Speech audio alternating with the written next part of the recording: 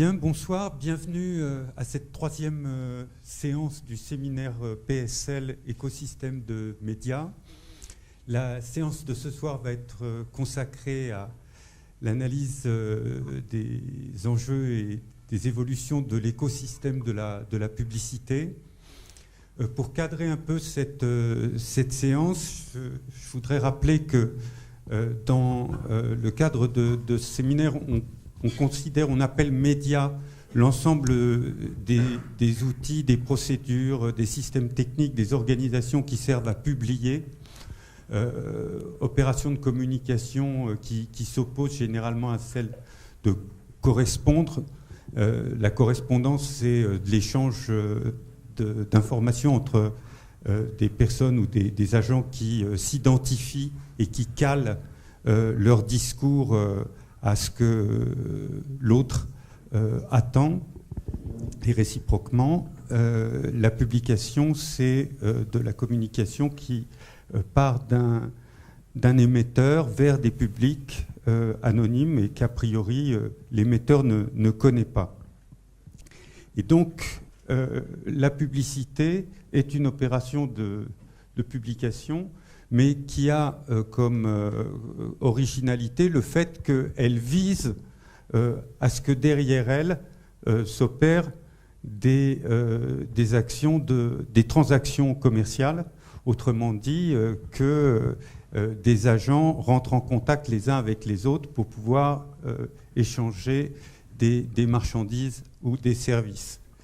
Et donc, la publicité est une opération médiatique, mais avec cette originalité qu'elle vise des transactions commerciales. Et jusqu'à présent, cette activité de médiatisation, qui était la construction de représentations sociales des objets, des biens, des marchandises, conduite par la publicité, et les transactions commerciales étaient très cloisonnées, très séparées, parce que les médias étaient des systèmes techniques très clairement identifiés.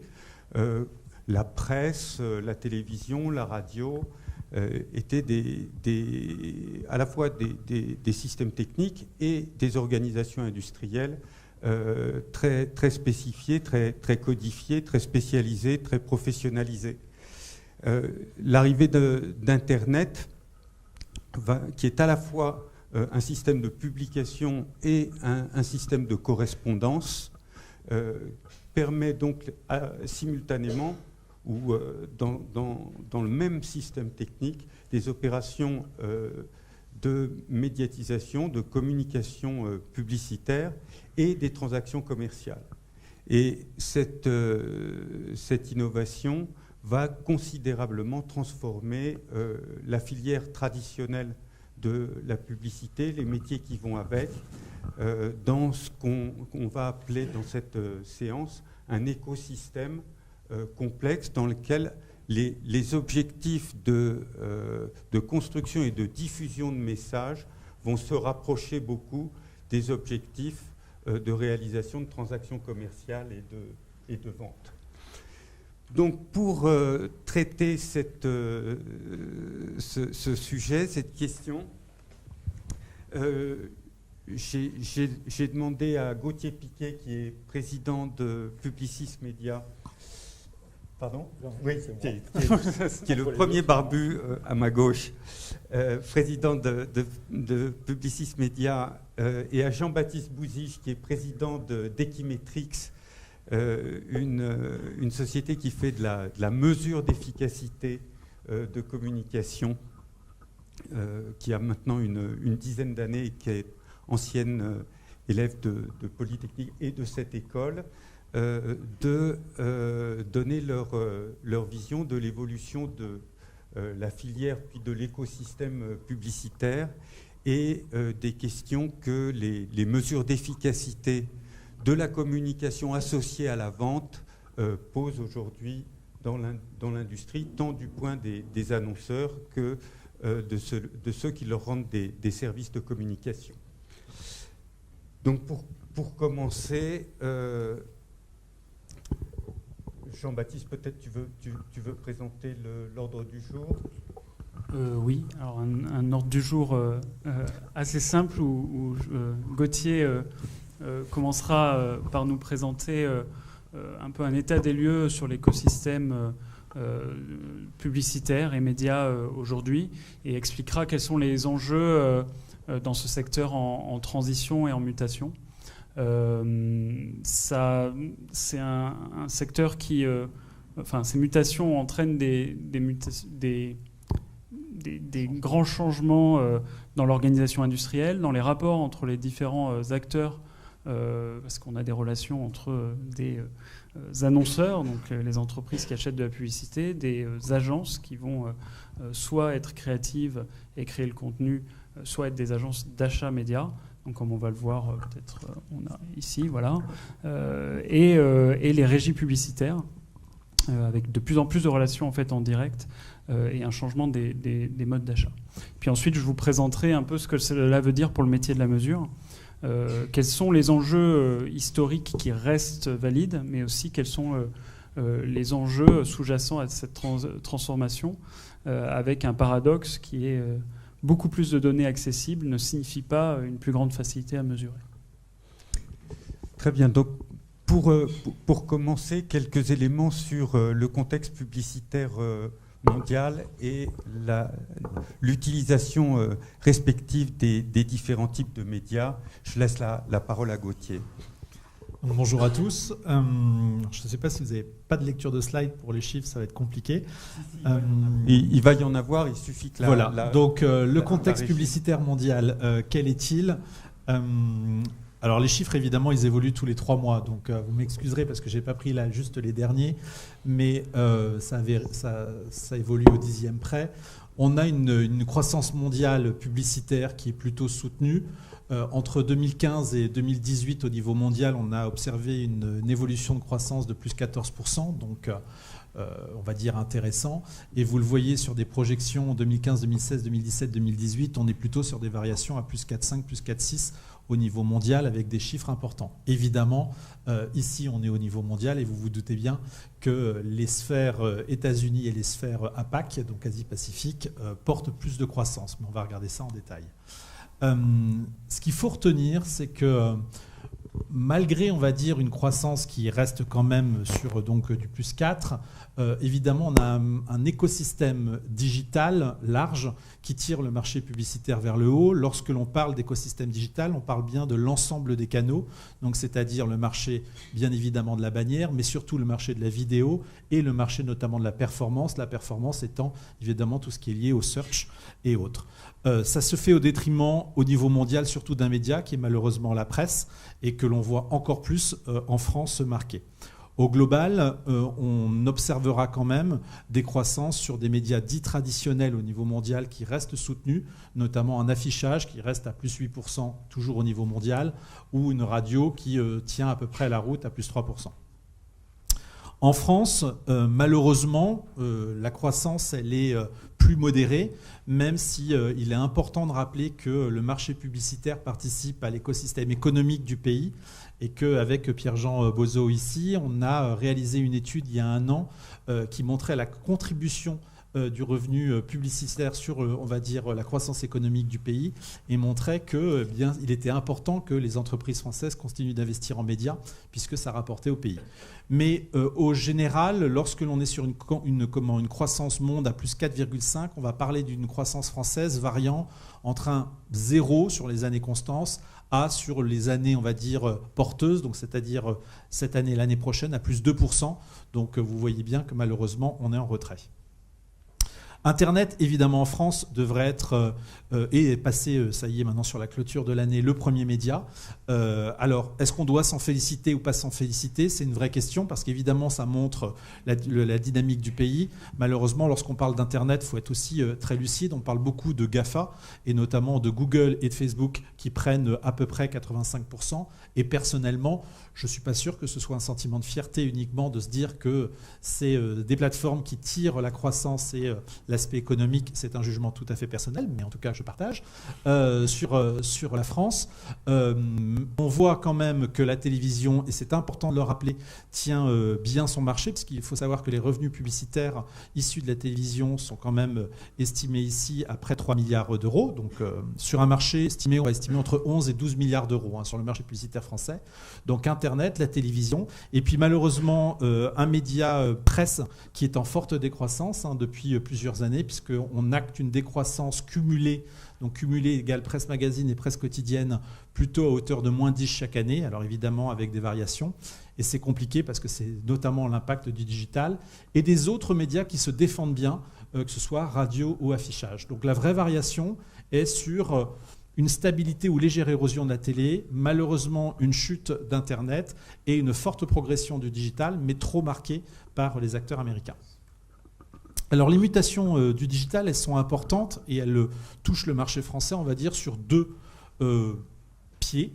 Le premier, c'est vraiment les grands changements de notre métier, vous allez le comprendre sur le métier qui passe du mass média au mass individuel, c'est sur l'explosion du mobile et du programmatique. Alors le mobile, c'est assez simple, le mobile, on en est tous maintenant dépendants, tout le monde vit sur son mobile. Le marché publicitaire n'est pas encore vraiment passé sur le mobile, c'est quand on regarde l'usage et l'équipement par rapport à, on va dire, l'investissement publicitaire, on n'y est pas totalement, mais par contre, l'investissement publicitaire a suivi des tendances du programmatique. Qu'est-ce que le programmatique? Pour faire très simple, le programmatique, c'est un achat automatisé en temps réel d'une cible.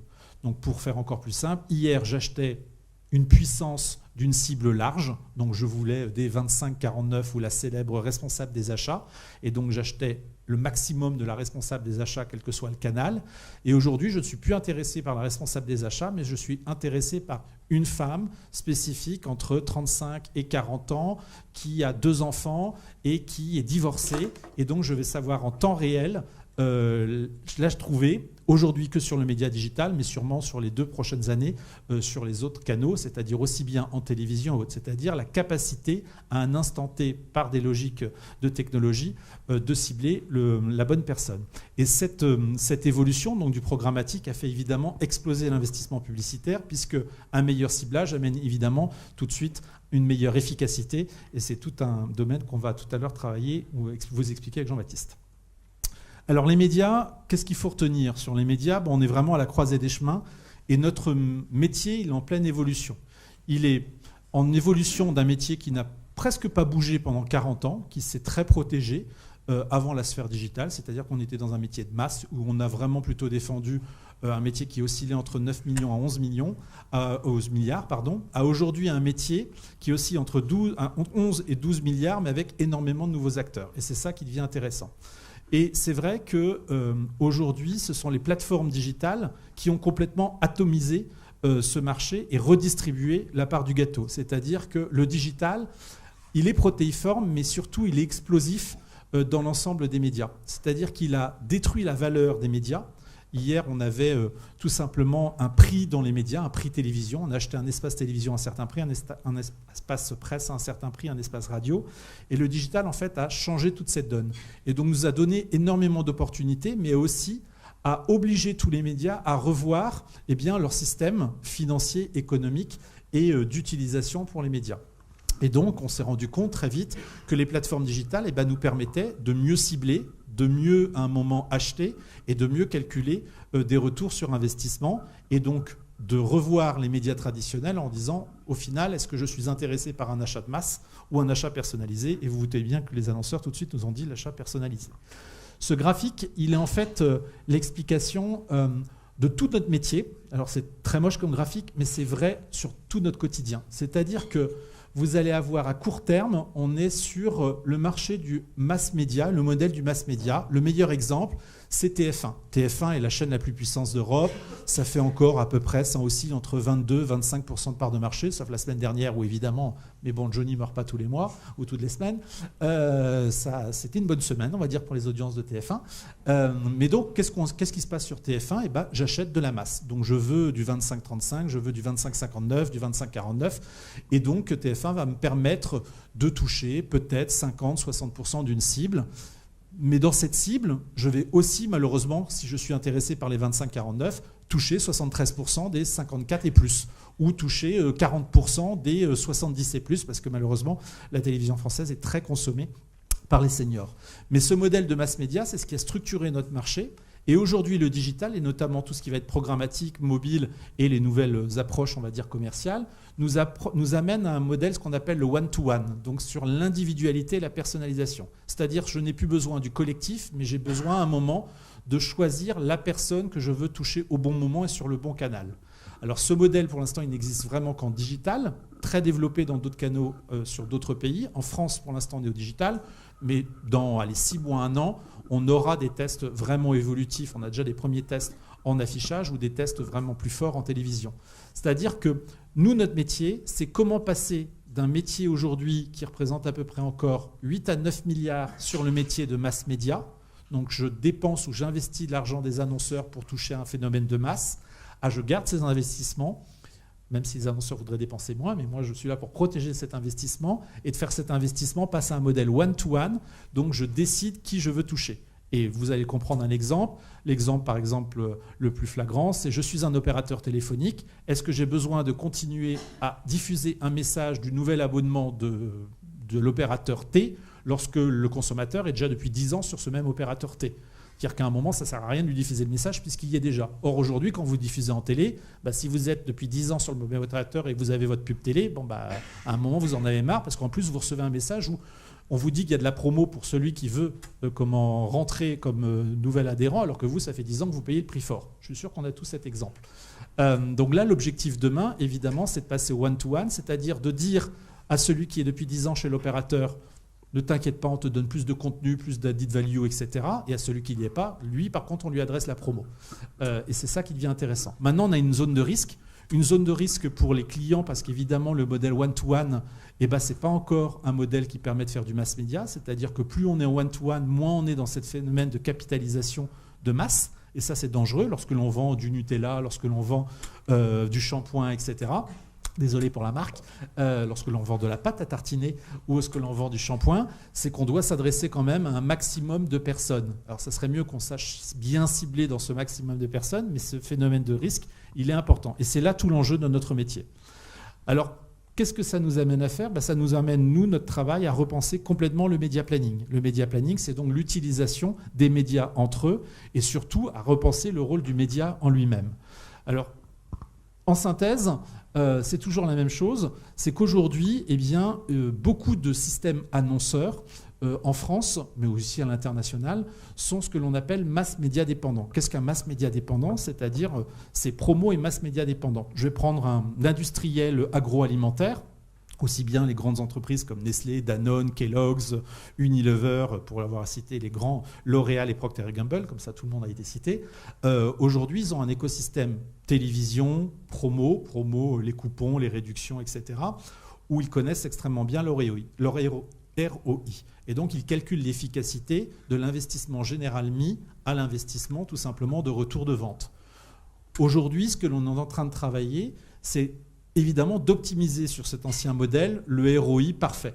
Donc c'est comment est-ce que chaque année on achète moins cher, on investit moins en promo pour véhiculer le meilleur système de vente. Évidemment, c'est comme nous tous, on veut moins dépenser, obtenir plus.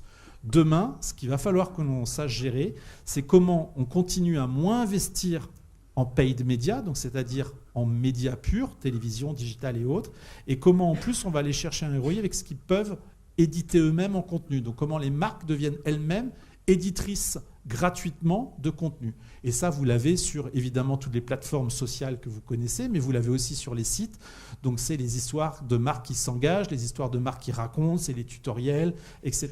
Et c'est cet écosystème général, en fait, entre le paid, le owned et ce qu'on appelle le earned. Le earned, c'est le bruit, c'est tout ce qui va être rediffusé ou toutes les conversations qui vont entourer une marque, qui vont permettre aux marques, en fait, d'optimiser le ROI. Donc il y aura aujourd'hui, notre premier enjeu, c'est d'optimiser l'investissement publicitaire pour générer un meilleur ROI. Demain, c'est d'accompagner les marques sur une bonne balance entre l'investissement paid et l'investissement owned pour toujours optimiser le ROI.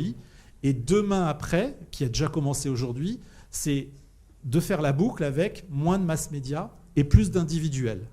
Et logiquement, si on faisait une projection à 5-6 ans, on le voit déjà aux États-Unis, beaucoup de marques aux États-Unis ont presque divisé par 2 leur investissement paid pour remettre de l'investissement own beaucoup plus fort, et leur investissement paid est passé à peu près à 85% sur du ciblage individuel, versus aujourd'hui, nous en France, 95% est en ciblage de masse.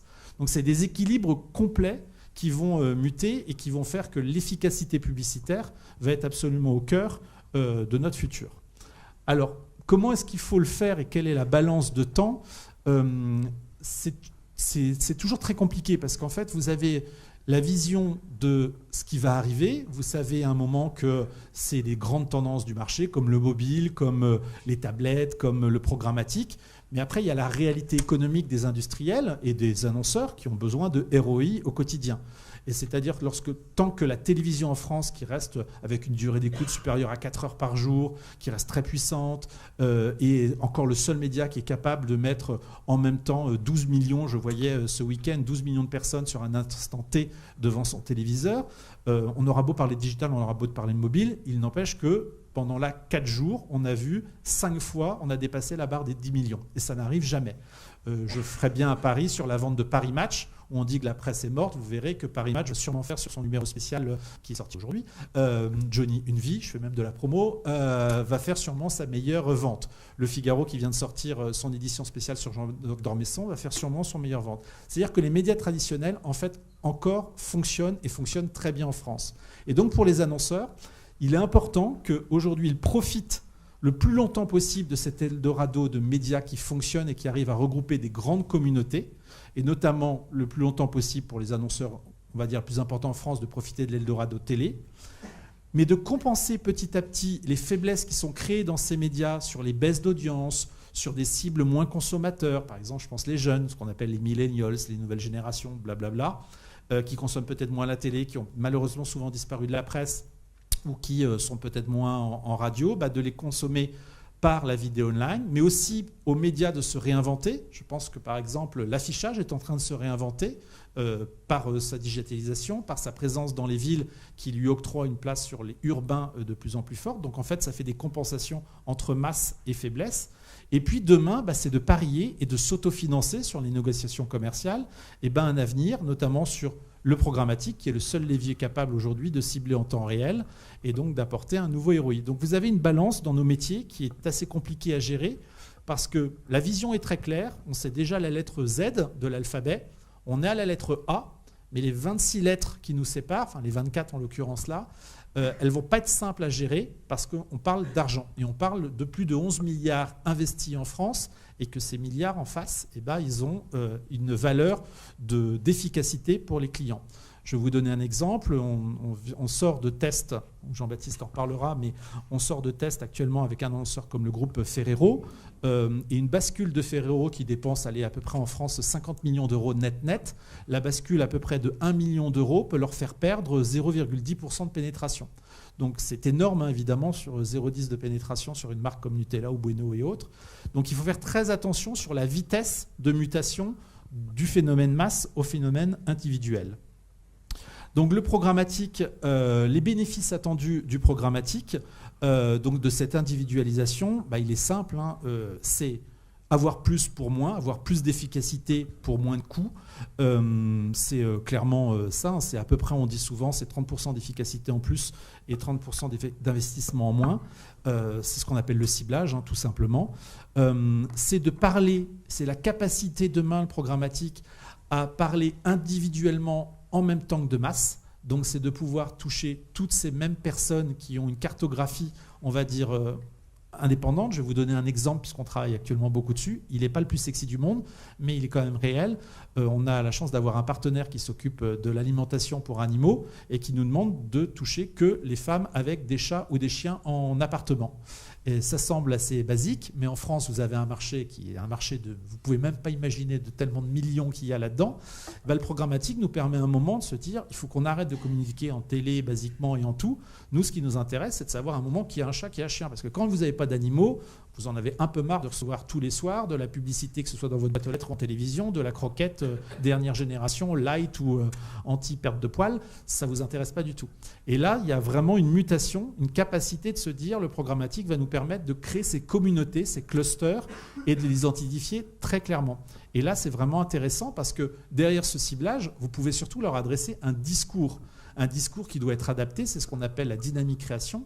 Donc, c'est-à-dire que plutôt de se dire que vous avez un seul film publicitaire qui est pour parler à tout le monde, vous allez pouvoir avoir des films publicitaires et donc d'aller sur l'ensemble de la chaîne de valeur, d'aller du ciblage, enfin même du message créatif au ciblage. Et là, ça devient très intéressant puisque vous pourrez demain, ce qui arrive déjà aux États-Unis, définir qui est un chat, qui est un chien, etc. etc. Il faut savoir qu'aux États-Unis, dans ce qu'on appelle, ils sont passés au niveau 2 dans le programmatique, ils sont dans ce qu'on appelle la TV addressable, donc c'est-à-dire la capacité de mettre le programmatique sur la télé. Ils sont capables de détecter dans chaque foyer qui a pris une offre d'un câble opérateur, qui a changé l'offre il y a 3 mois, qui est chez le même depuis 2 ans, et donc les publicités que vous allez recevoir localement sont différentes. Si vous avez changé il y a 3 mois, vous allez ressortir des fichiers pendant une période de 6 mois, parce qu'on sait qu'aux États-Unis, c'est très dur de rechanger pendant 6 mois. Si vous êtes depuis 2 ans, au contraire, vous allez passer en phénomène de séduction fort. Donc là, on va vous adresser énormément de pubs. Si vous êtes déjà sur le câble opérateur, vous n'allez rien avoir et vous allez plutôt avoir des publicités de contenu. Donc c'est passé jusqu'en télévision et tout est passé, comme je le disais tout à l'heure, en adressé avec des messages créatifs qui sont à chaque fois intéressants. Évidemment, plus le message est pertinent, plus le ciblage est pertinent, plus vous avez de réceptivité, plus vous vous sentez concerné par la publicité. Et c'est bien notre problème aujourd'hui. Alors en une seule slide, en fait, toute notre transformation de marché, c'est ça. C'est passer d'un référentiel audience, hier, je parle à tout le monde, à un référentiel efficacité, à un référentiel mesure. Et c'est le très gros changement du marché des médias. C'est-à-dire de considérer un moment que le parler à tous, il est vrai, mais il deviendra encore plus vrai si on sait parler à tous et à chacun pour un résultat de vente ou un résultat de conversion. Et ça, c'est très très important dans notre métier, aussi bien dans le métier, nous, on va dire, d'acheteurs d'espace, mais aussi que celui de vendeurs d'espace, donc c'est-à-dire les régies publicitaires de l'ensemble des médias, que même sur le modèle économique, tout simplement, des médias, qui en fait ont créé leur modèle économique depuis ces dernières années, c'est de créer uniquement des très grosses communautés. Moi, la grosse communauté, ça ne m'intéressera plus. Ce qui m'intéressera, c'est la capacité à un moment de ces médias d'avoir des bonnes communautés. Et les bonnes communautés, encore heureux, elles peuvent être multiples puisqu'on peut acheter toute cible aujourd'hui. Donc, vous le voyez ici, sur ce phénomène, cette bascule référentielle, sur un référentiel audience qui hier était très cible audience-prix. Donc, je m'intéresse à une cible. Je vais aller chercher le maximum d'audience, donc je prends des 15-49 ans, je vais en toucher 63%, 73%, 83% en faisant mon media planning d'audience, et derrière, je vais acheter. Et je vais acheter peu cher. Maintenant, on va faire très différent. C'est un KPI d'efficacité, donc c'est de se dire combien est-ce que je veux de vente, combien est-ce que je veux de conversion, est-ce que je suis capable de modéliser ma vente et modéliser mon impact. Ça, c'est mon compagnon de gauche. Moi, après, je vais définir un prix acceptable pour calculer en fait cette efficacité et donc définir les segments et le ciblage qu'il faut. Donc, en fait, je ne vais plus acheter, je ne vais plus définir mon prix à la fin, mais mon prix va devenir une composante de mon écosystème et donc d'utilisation des médias. Donc, très engageant pour les médias et pour nous acheteurs. La matière de tout ce domaine, mais ça vous le connaissez tous, c'est tout simplement la data. Donc c'est notre capacité au quotidien de comprendre cette data. C'est pour ça que je faisais un petit pic tout à l'heure, parce qu'il est important que cette data reste française, que cette data reste contrôlée en France et que cette data elle soit à un moment viabilisée par nos instituts français, pas par des instituts américains qui nous disent « faites-nous confiance ». Le serpent de cas existe énormément dans les médias et il faut absolument lutter contre. Ce qui est important, c'est la prime, ce qu'on appelle à la donnée brute, donc c'est-à-dire des faits réels, de la consommation réelle sur plateforme, pas de la consommation déclarée. Il nous faut de la donnée venant des éditeurs et que ce soit première, deuxième ou troisième partie, c'est-à-dire données qui viennent aussi bien des médias, aussi bien des sites des consommateurs que des données qu'on pourrait acheter à l'extérieur. Mais donc on doit utiliser cette donnée pour mieux cibler. Il faut que l'on intègre aujourd'hui l'ensemble de ces data dans notre environnement, donc c'est-à-dire d'être dans la capacité de construire des cibles, d'utiliser au mieux cette data. Et puis, demain, potentiellement, d'aller en chercher d'autres, et notamment de la data via les objets connectés. On le sait tous, quand on voit Google Home se lancer à 150 € en Fnac, ce n'est pas pour faire un cadeau, ce n'est pas la première fois que enfin c'est plutôt la première fois, on va dire, que des objets connectés sont si peu chers. Faut pas rêver, c'est pas Google nous fait un cadeau, c'est pour la capacité d'absorber un maximum de data pour demain nous la revendre très cher. Alors ce marché, évidemment, il s'est totalement réorganisé de la data parce que je vous parlais d'un écosystème avec les acheteurs d'espace, je vous parlais avec les médias, mais en fait tout le monde a compris que nos métiers, ils étaient en train de disparaître. Il faut être assez franc, même si on ne le dit pas vraiment, on parle de jamais de disparition, on ne parle pas de désintermédiation, on dit de protection, mais clairement on est en train de vivre un paysage qui est en train... Il y a un brouillard qui est en train de tomber et vous ne savez pas en fait ce qui va se passer derrière le brouillard. On sait qu'il y aura des vivants, on sait aussi qu'il y aura des morts. Et là, pour l'instant, il y a un très gros brouillard. Ce brouillard, il est américain. Et donc, il est important que l'ensemble des médias, de tout l'écosystème français, se réorganisent pour mettre en avant leur data. Parce que si nous n'avons pas assez de data, qu'est-ce qu'on va faire, nous, les métiers de tiers, donc ceux qui utilisent cette data, on ira la chercher là où il y aura de la masse. Et il y a de la masse dans Google, dans Facebook, dans Amazon, voilà à peu près. Donc si on veut protéger l'écosystème français, et moi je pense que c'est notre responsabilité, il est important aujourd'hui que l'on gère aujourd'hui avec...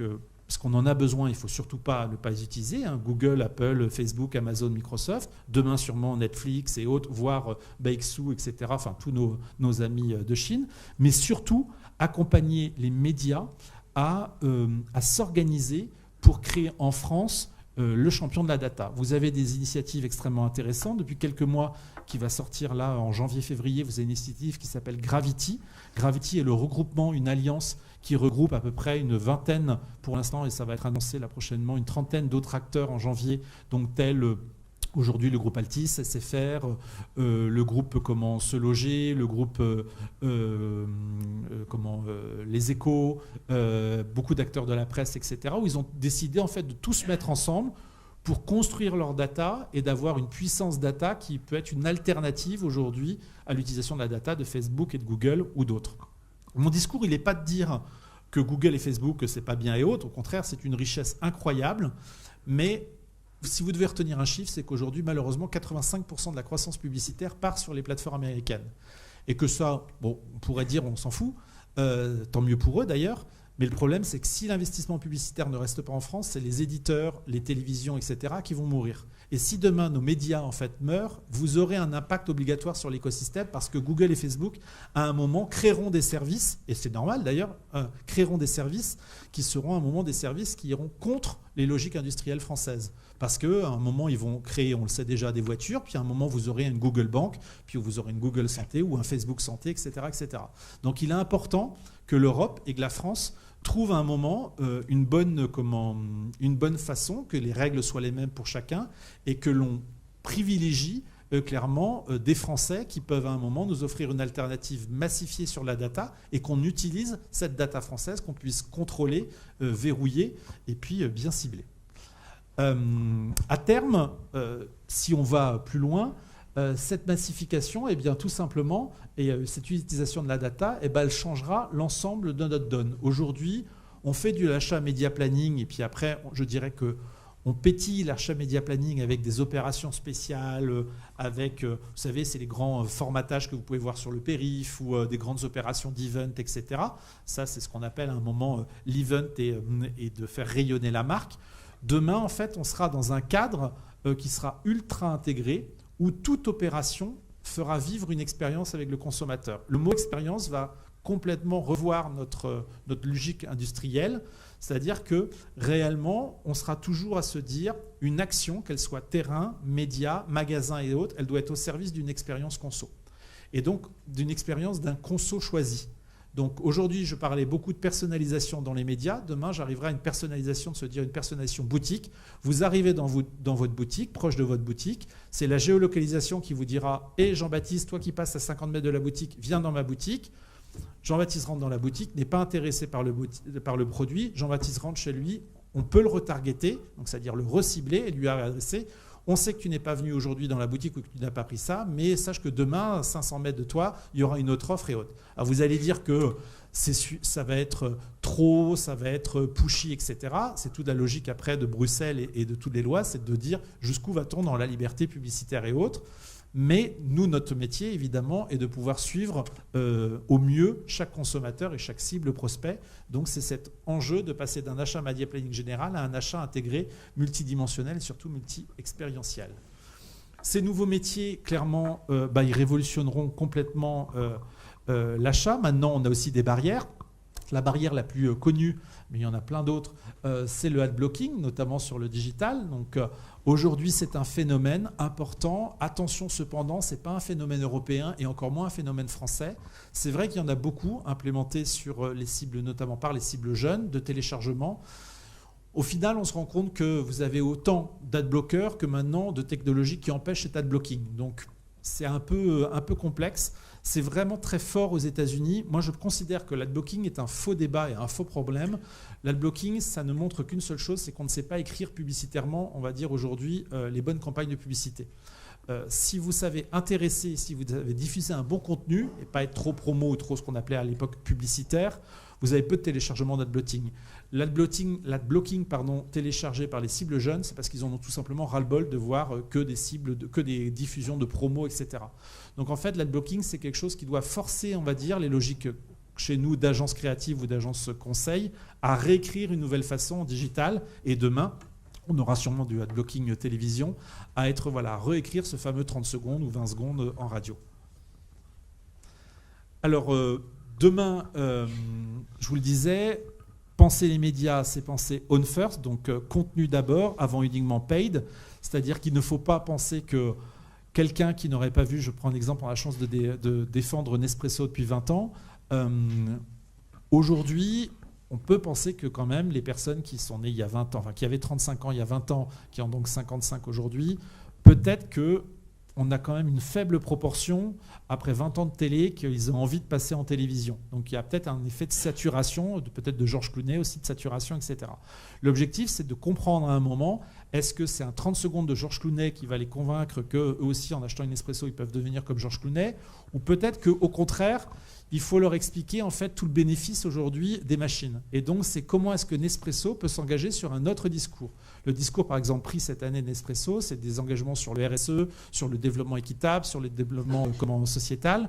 Et donc, c'est d'expliquer à un moment plus la marque, à quoi elle sert, c'est donner du sens à la marque. Et ça, c'est notamment par les logiques de owned.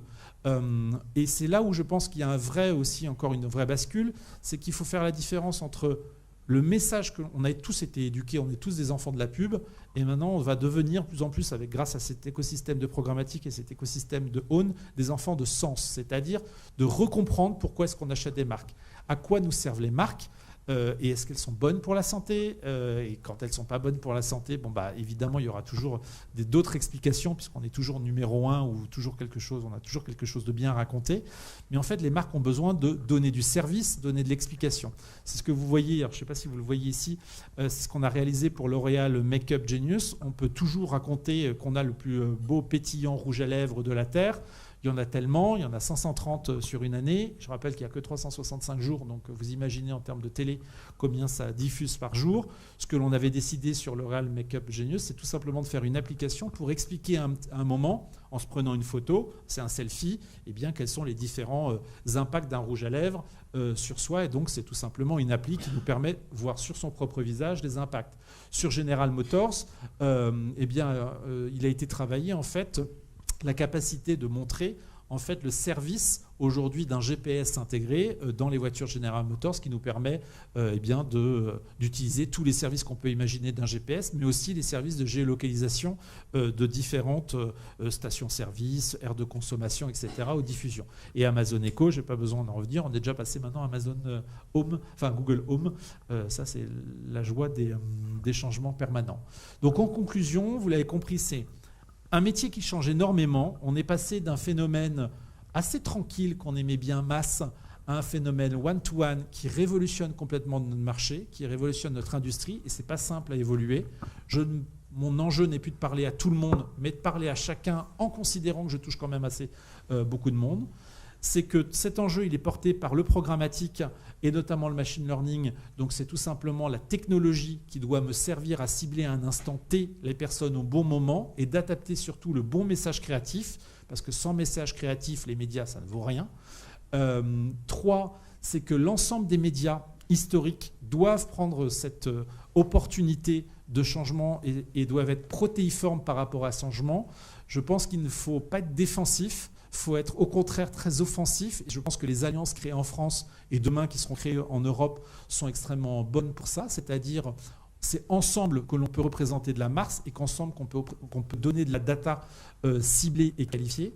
Qu'il y a énormément d'opportunités numériques pour passer à cette transition d'engagement et qu'il faut utiliser le média digital comme une opportunité, pas uniquement comme un moment, une peur. Certes, ça pose beaucoup de questions, ça pose des questions de brand safety, ça pose des questions de viability, ça pose des questions de transparence et que ces questions, elles doivent être travaillées, elles doivent être vraiment débattues, elles sont loin d'être simples, mais ça nous offre quand même au final énormément de possibilités si elles sont uniquement tournées vers la croissance des résultats de nos entreprises. Et ça, c'est vraiment important.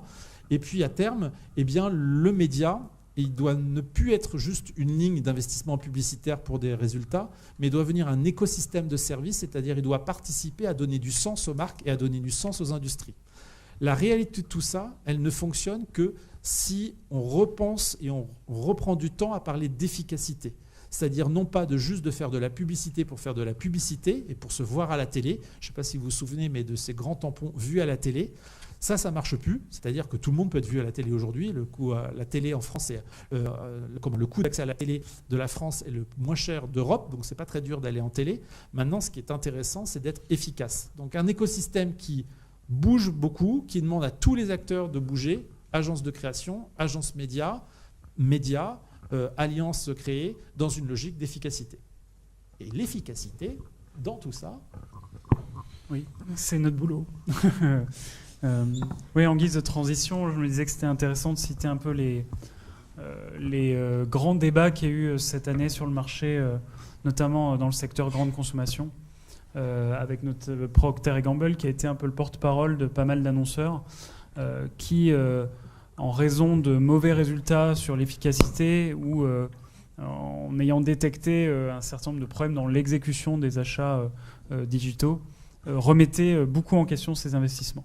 Et ça, nous, on le voit au quotidien, parce que quand on est briefé, interrogé par des annonceurs pour mesurer l'efficacité des médias, on a de plus en plus cette question. Avant, on avait la question comment faire du digital, et maintenant, c'est est-ce qu'on n'est pas allé un peu trop loin, à quel rythme le faire, et comment gérer un peu aussi parfois le monstre qui a été créé, parce qu'on a une atomisation des investissements, parfois une atomisation des entreprises avec lesquelles ils travaillent pour acheter ce média-là, avec des agences un peu historiques, des agences purement digitales qui leur ont beaucoup plu parce qu'elles avaient une autre promesse et une autre approche du métier, et puis après des achats en direct auprès de plateformes qui sont des plateformes technologiques, presque plus que des régies.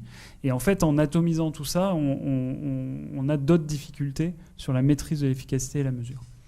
Donc, pour vous décrire un peu et commencer en introduisant un peu quel est notre métier chez Equimetrix,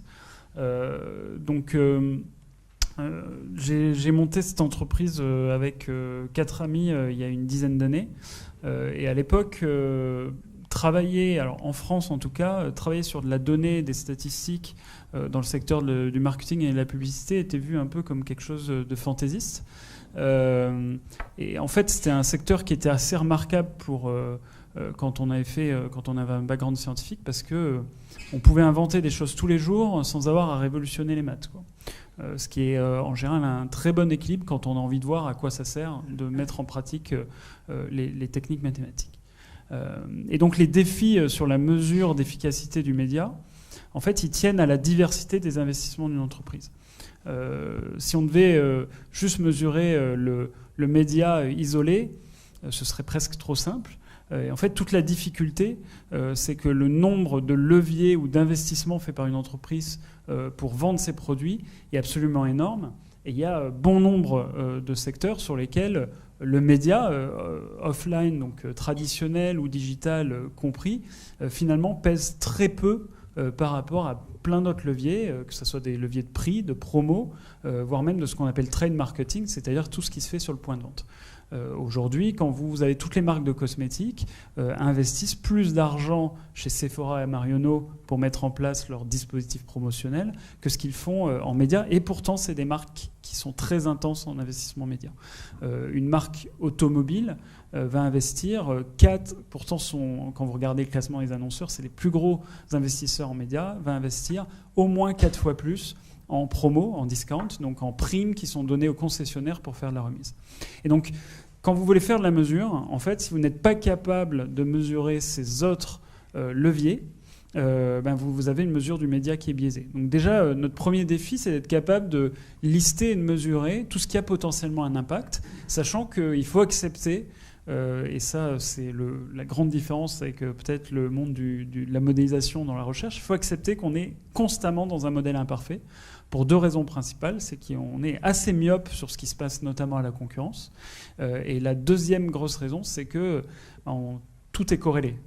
En reparlant du marché du parfum, en fait, vous avez, je pense, 40% des ventes, voire même plus, qui est concentré sur 2 temps forts dans l'année. Donc c'est plus de 50% si on prend Fête des Mères et Noël, et encore plus de concentration sur les investissements médias.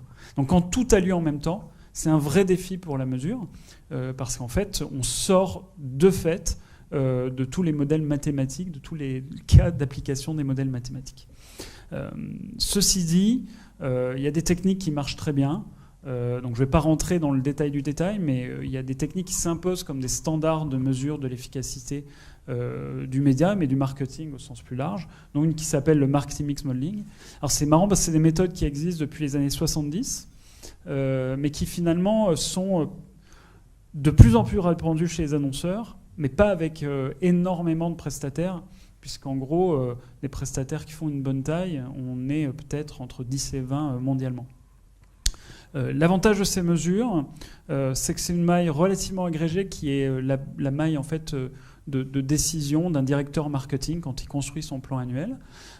C'est des méthodes qui permettent de décomposer les ventes, on verra à quoi ça ressemble, et c'est surtout des méthodes qui sont prédictives, donc qui permettent de simuler différents scénarios et qui vont permettre donc à un directeur marketing, quand il fait des choix et des changements d'équilibre, comme on avait l'exemple tout à l'heure, faire un shift du offline vers le online, quel va être l'impact sur ma part de marché, comment le faire, sur quel levier, est-ce que je peux le faire à iso-budget en restant à une même performance, est-ce que je peux même être plus profitable. Ça, c'est des choses qu'on est en capacité de simuler. Notre métier, c'est marrant parce qu'on passe souvent sur des phases chez nos clients de scepticisme, parce que ça paraît un peu magique, à parfois un peu trop de croyances, et donc on doit leur rappeler qu'on est dans un métier qui n'est jamais que du business planning. C'est-à-dire que le métier de prévision, c'est avant tout un métier de prise d'hypothèse. Et donc la pire chose qui puisse arriver dans notre métier, c'est d'avoir un ingénieur têtu qui chercherait à ne croire que dans son modèle. Donc à quoi ça ressemble en sortie, si on regarde le diapositive suivant, c'est la capacité à décomposer ses ventes finalement. Et décomposer ses ventes, c'est finalement créer ce genre de courbe où on va avoir des sous-couches, et chacune des sous-couches étant ce qu'a généré tel ou tel investissement. Et ça, c'est une fois qu'on a des modèles stables et robustes sur cette base-là, ça offre une énorme puissance parce qu'en fait, vous pouvez couper ce gâteau de plusieurs façons. Soit vous raisonnez par temps fort et vous vous dites, tiens, sur un mois donné, le mois du blanc, quand on est une enseigne de grande distribution, quels sont les leviers que j'avais mis en place, aussi bien du média, au sein du média, tous les différents types, tous les canaux qui ont été cités plus tôt par Gauthier, puis aussi des leviers de promotion. Qu'est-ce que ça a donné et quelle était mon efficacité et comment je dois faire cette opération l'année prochaine. Ou vous pouvez prendre tranche par tranche et se dire, tiens, je vais regarder la télé. Et la télé, je sais qu'il y a un certain nombre de phénomènes que je dois surveiller. Du plus général, est-ce que combien je dois investir au minimum pour commencer à être efficace, à partir de quel moment je sature mes investissements en télé, jusqu'à des choses de plus en plus fines, les synergies avec le digital, des questions sur les formats publicitaires en termes de durée, des efficacités de création. Est-ce que ma création s'est essoufflée parce que ça fait 5-6 fois que j'utilise ? Est-ce que je dois plutôt communiquer par grand pic ou faire des vagues un petit peu étalées dans le temps et plus fines, etc. Et donc ça, nous, notre métier, c'est de réussir à avoir cette finesse de mesure et à avoir cette finesse de recommandation pour que dans une relation finalement tripartite entre un annonceur, son agence d'achat média et nous qui sommes le tiers de confiance sur la mesure, on arrive à optimiser les dispositifs. Et c'est d'autant plus important qu'aujourd'hui, on doit gérer cette grande transition et donc répondre à cette question, comment le faire au bon rythme et sans perdre d'argent. Alors, les défis traditionnels et historiques, c'est-à-dire avant même l'arrivée du digital, qu'on rencontre quand on doit traiter ces questions-là, le premier défi, c'est une question, c'est les organisations sont profondément silotées. Alors, qu'est-ce qu'on veut dire par là ? C'est que finalement, quand on regarde tous les investissements dont je parlais plus tôt, ils sont gérés souvent de manière très indépendante. Et ce qui est sûr, c'est que le média est souvent géré, et quasiment dans la totalité des cas, géré de manière très indépendante du prix de la promo et du trade marketing. Et ça veut dire deux choses. Ça veut dire, un, quand les décisions sont prises, il y a des gros problèmes de synchronisation. Et au-delà de ça, il y a des gros problèmes d'alignement du langage. On n'a pas la même définition de rentabilité pour tous ces leviers-là. Et donc ça renforce une inefficacité classique des processus budgétaires, c'est-à-dire qu'on a des négociations qui se font plus au chantage et à celui qui se plaindra le plus ou qui montera sur la table pour dire qu'il faut absolument avoir ce budget-là, plutôt qu'une vraie logique d'efficacité concertée. Il y a des organisations qui, en ce sens-là, sont assez marrantes. Un Coca-Cola, par exemple, a même 2 entités juridiques différentes pour gérer sa partie marketing et donc médias, et toute la partie qui est en lien avec la distribution. Il y a l'embouteilleur d'un côté qui est en relation avec les distributeurs et qui va gérer tout le prix, toute la mise en avant, toute la promo. Et de l'autre côté, il y a l'entité marketing, The Coca-Cola Company, qui va gérer tous les investissements médias. Les faire se parler, c'est déjà un énorme défi. Le deuxième défi classique, c'est un défi sur l'hétérogénéité. Donc déjà, sur l'hétérogénéité des types de mesures, et donc, comme je vous le disais, des définitions. Donc un directeur marketing peut recevoir tous les mois, voire même toutes les semaines, des demandes de budget ou des reports d'efficacité avec des indicateurs qui n'ont rien à voir les uns avec les autres. Alors, tant que ça s'appelle différemment, il aura ses KPI digitaux, ses KPI médias, ses KPI trade, pourquoi pas, il est conscient de ça. Mais parfois, moi j'ai assisté à des débats où au sein d'une même organisation, on faisait un diagnostic qui était totalement différent sur un même sujet. Est-ce que j'ai eu une bonne performance en vente de voitures au mois de septembre ? Et en fait, personne n'était d'accord. Personne n'a eu le même diagnostic, parce que certains parlaient des ventes totales, d'autres parlaient des ventes aux particuliers, donc isoler les ventes aux entreprises. Certains parlaient de commandes, c'est-à-dire le moment où vous passez votre commande, et d'autres parlaient d'immatriculation, c'est-à-dire les commandes d'il y a 3 mois. Et ça, les organisations aujourd'hui, à l'âge du programmatique, parfois n'arrivent pas à s'aligner sur ces sujets-là. Donc il y a vraiment déjà un gros sujet sur la gouvernance de la data et sur son alignement, l'alignement du vocabulaire. On a profondément un problème de culture de la donnée dans les grandes organisations. Le troisième défi, c'est un défi d'historique. Et là aussi, c'est très, très paradoxal. Les entreprises, avec l'arrivée du big data et du digital, ont investi énormément d'argent dans des technologies qui permettent de stocker ces données-là. Et donc, on est capable normalement, dans ce qu'on appelle des DMP, donc Data Management Platform, de recueillir de la donnée aux cookies sur tout ce qui a été fait en termes d'investissement publicitaire. Alors, encore faut-il que ça soit bien fait, c'est un autre problème technique, mais c'est des énormes investissements pour les annonceurs aujourd'hui. Par contre, je rencontre encore très régulièrement des annonceurs qui sont incapables de retrouver leur plan d'action de l'année dernière et de me dire, dans le cas de l'argent qui est donné aux concessionnaires pour faire de la remise, de dire qu'est-ce qui s'était passé. Ou en tout cas, certainement pas sous une forme de base de données. Et donc, nous, dans notre métier, on a un métier extrêmement artisanal. Tout le monde imagine que c'est plug and play. Comme on est sur un marché de la data qui est porté par la technologie, le ton sur le marché, c'est plutôt de dire que c'est plug and play et qu'on est capable de se brancher au système. La vérité, c'est que moi, j'ai des consultants qui parfois traitent de la donnée papier. J'ai même des cas où j'ai là en ce moment un de mes clients qui a changé d'agence média l'année dernière. Personne n'a pensé à archiver les données de plan média. Et donc, on remonte la donnée à partir des factures. Voilà, on n'est pas allé au service comptabilité. Voilà. Ça dépend de l'agence média. Voilà, c'était pas chez vous. Voilà. Peut-être aussi que c'est lié au... Donc toujours avant de changer d'agence média, pensez à archiver avant. Ou pensez à travailler avec Publicis, bien sûr. Donc les questions clés des annonceurs. Pourquoi ils nous demandent de faire cette mesure-là ? Donc c'est le thème d'aujourd'hui, c'est toute la question du offline par rapport au online. Quelle efficacité du mass média par rapport à du média digital et en particulier du digital ciblé. J'ai volontairement mis une des représentations classiques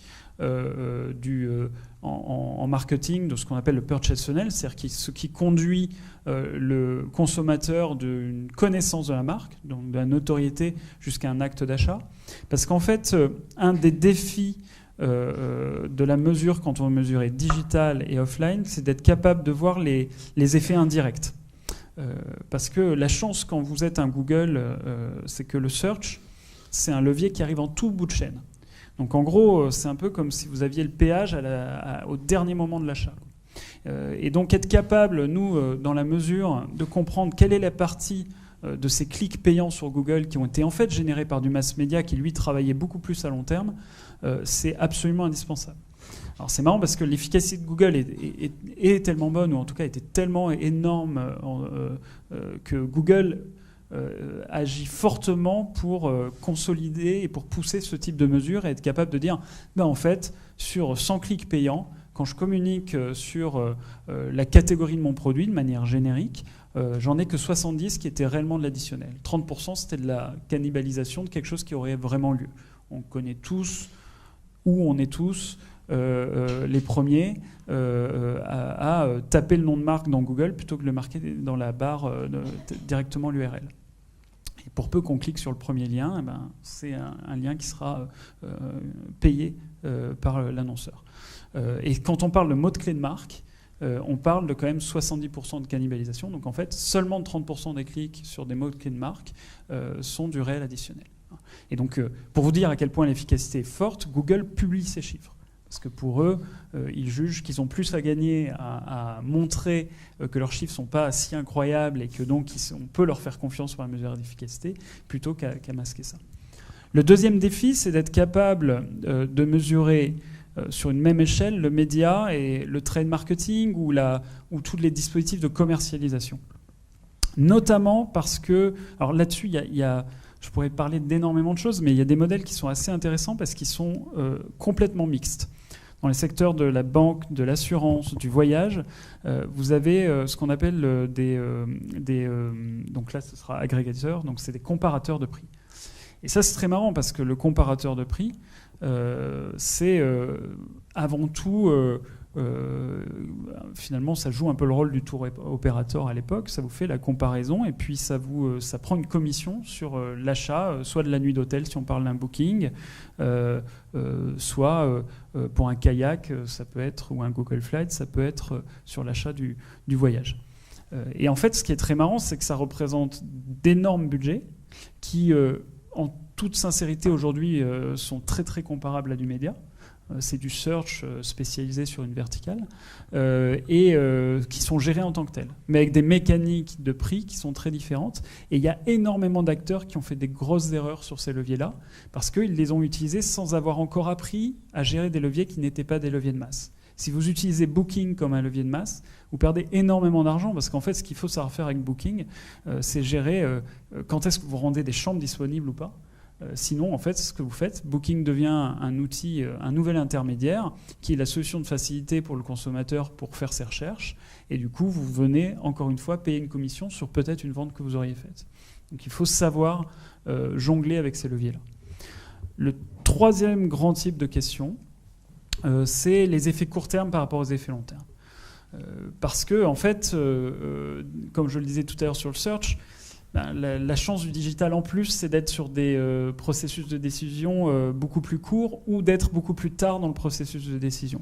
Donc le jeu est encore plus déséquilibré qu'on le pense, parce que si on mesure sans essayer de compenser ces effets-là, on va donner une prime à des leviers qui sont déjà très efficaces parce que plus ciblés, etc. Donc être capable de mesurer quelle est la part finalement des ventes naturelles qui sont générées à long terme par un mass média, c'est extrêmement important. Et aujourd'hui, on a pas mal de recherches sur ces types de modèles-là, parce que, en fait, c'est pas si simple que ça, parce que quand plus vous vous éloignez du stimulus, plus ça devient gênant que tous les leviers étaient activés en même temps, parce que c'est de plus en plus dur de dire qui a généré quoi, et nous, ce qu'on recherche, c'est les effets de causalité. Donc être capable de mesurer ces choses-là, c'est extrêmement important pour trouver les bons équilibres, et on se rend compte de plus en plus, on a des résultats qui nous permettent de démontrer que sans un niveau minimum de masse, il est très dur d'aller déclencher des choses en digital, et notamment sur les leviers dits de pool, donc des leviers comme le search, c'est-à-dire qui vont chercher à convertir un intérêt déjà présent chez le client. Donc ça, on parle déjà des défis presque pré-âge du digital. Et aujourd'hui, on a encore de nouveaux défis, essentiellement liés, encore une fois, il y a un côté paradoxal sur une capacité à avoir plus de données, mais aujourd'hui, l'écosystème n'est pas encore stabilisé. Donc la donnée, elle est encore plus hétérogène. On a des vraies questions sur la qualité de la donnée. Et ça donne encore une fois une prime à Google et Facebook, en fait. Parce qu'en fait, ils concentrent une telle masse des investissements qu'ils ont cette capacité d'investir lourdement sur des outils pour mettre au carré et mettre au propre un certain nombre de données. Je parlerai des types de partenariats qu'ils développent. Et en fait, sur le reste du marché qui peut être assez atomisé, c'est difficile d'avoir ce même niveau-là. Et on a aujourd'hui des vrais soucis à mesurer ça. Donc, quelques exemples. Déjà sur ce qu'on appelait paid on earned, autant sur le paid, il y a tout un écosystème où vous achetez du média. Donc normalement, vous avez une trace de ce que vous avez payé pour un nombre d'impressions, c'est-à-dire d'affichage de la publicité. Sur le owned, comme c'est du contenu que la marque gère elle-même via ses web analytics ou via ses social analytics, normalement, elle a une bonne mesure du nombre de personnes qui ont été exposées. Alors parfois, c'est pas si simple, il faut choisir la bonne mesure parce que vous mélangez des choses qui sont du domaine de la médiatisation et des choses qui sont du domaine peut-être de l'information, etc. Et le earn est très compliqué. Le earn, c'est tout c'est tout le contenu qui peut être généré par des tierces parties, qui peut être du retweet ou la rediffusion d'un contenu que vous avez généré, ça c'est relativement facile à traquer, mais qui peut être le fait de ce qu'on appelle des influenceurs, c'est-à-dire des personnes qui vont parler de votre marque. Et là, en ce moment, nous, notre perception, c'est qu'il y a beaucoup de marques qui cherchent à acheter leurs influenceurs. Et tout le jeu, ça va être de réussir à plutôt devenir un centre de gravité pour ces influenceurs-là. Et puis nous, côté mesure, tout le jeu, c'est d'être capable d'offrir une bonne mesure sur le sujet. Et puis une bonne mesure sur des annonceurs qui investissent aussi bien en France qu'aux États-Unis qu'en Chine. Et donc quand vous allez faire des modèles en Chine, ça veut dire maîtriser tous les réseaux sociaux chinois et donc obtenir les autorisations pour aller traquer de la donnée et reconstruire des indicateurs, faire du text mining en chinois pour être capable de savoir si on parle de votre marque ou pas, etc. Donc chaque nouveau réseau social est un nouveau défi de mesure. Et après, il y a des choses qui sont limite pas possibles à traquer et qui font aussi qui cassent la frontière entre ce qui est de la médiatisation et ce qui est de la conversation. WeChat en Chine, par exemple, est un réseau social extrêmement puissant, qui est plutôt du conversationnel, mais dans lequel il y a des capacités de pousser du contenu en publicité et du commerce. Donc le M-commerce sur ces réseaux-là, et l'Asie est fascinante et très compliquée parce qu'au Japon, c'est un autre opérateur, c'est quelque chose qui s'appelle Line qui fait la même chose et qui est aussi extrêmement puissant.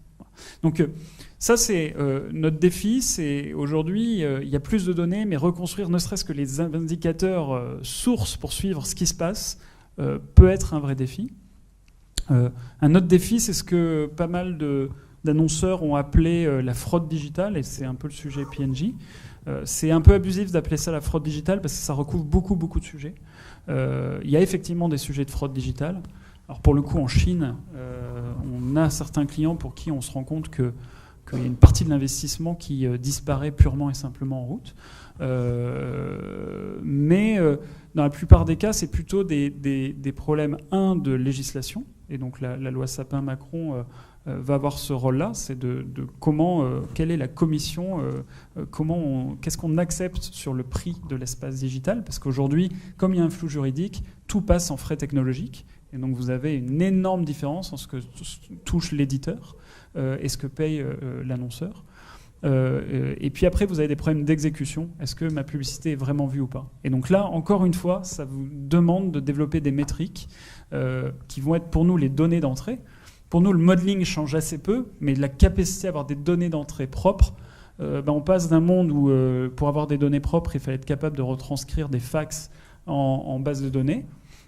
Et je ne parle pas des années 70, je parle des années 2000, c'est assez marrant. Mais à un monde où il va falloir jouer avec tous les outils technologiques pour reconstruire des indicateurs qui font sens pour le client.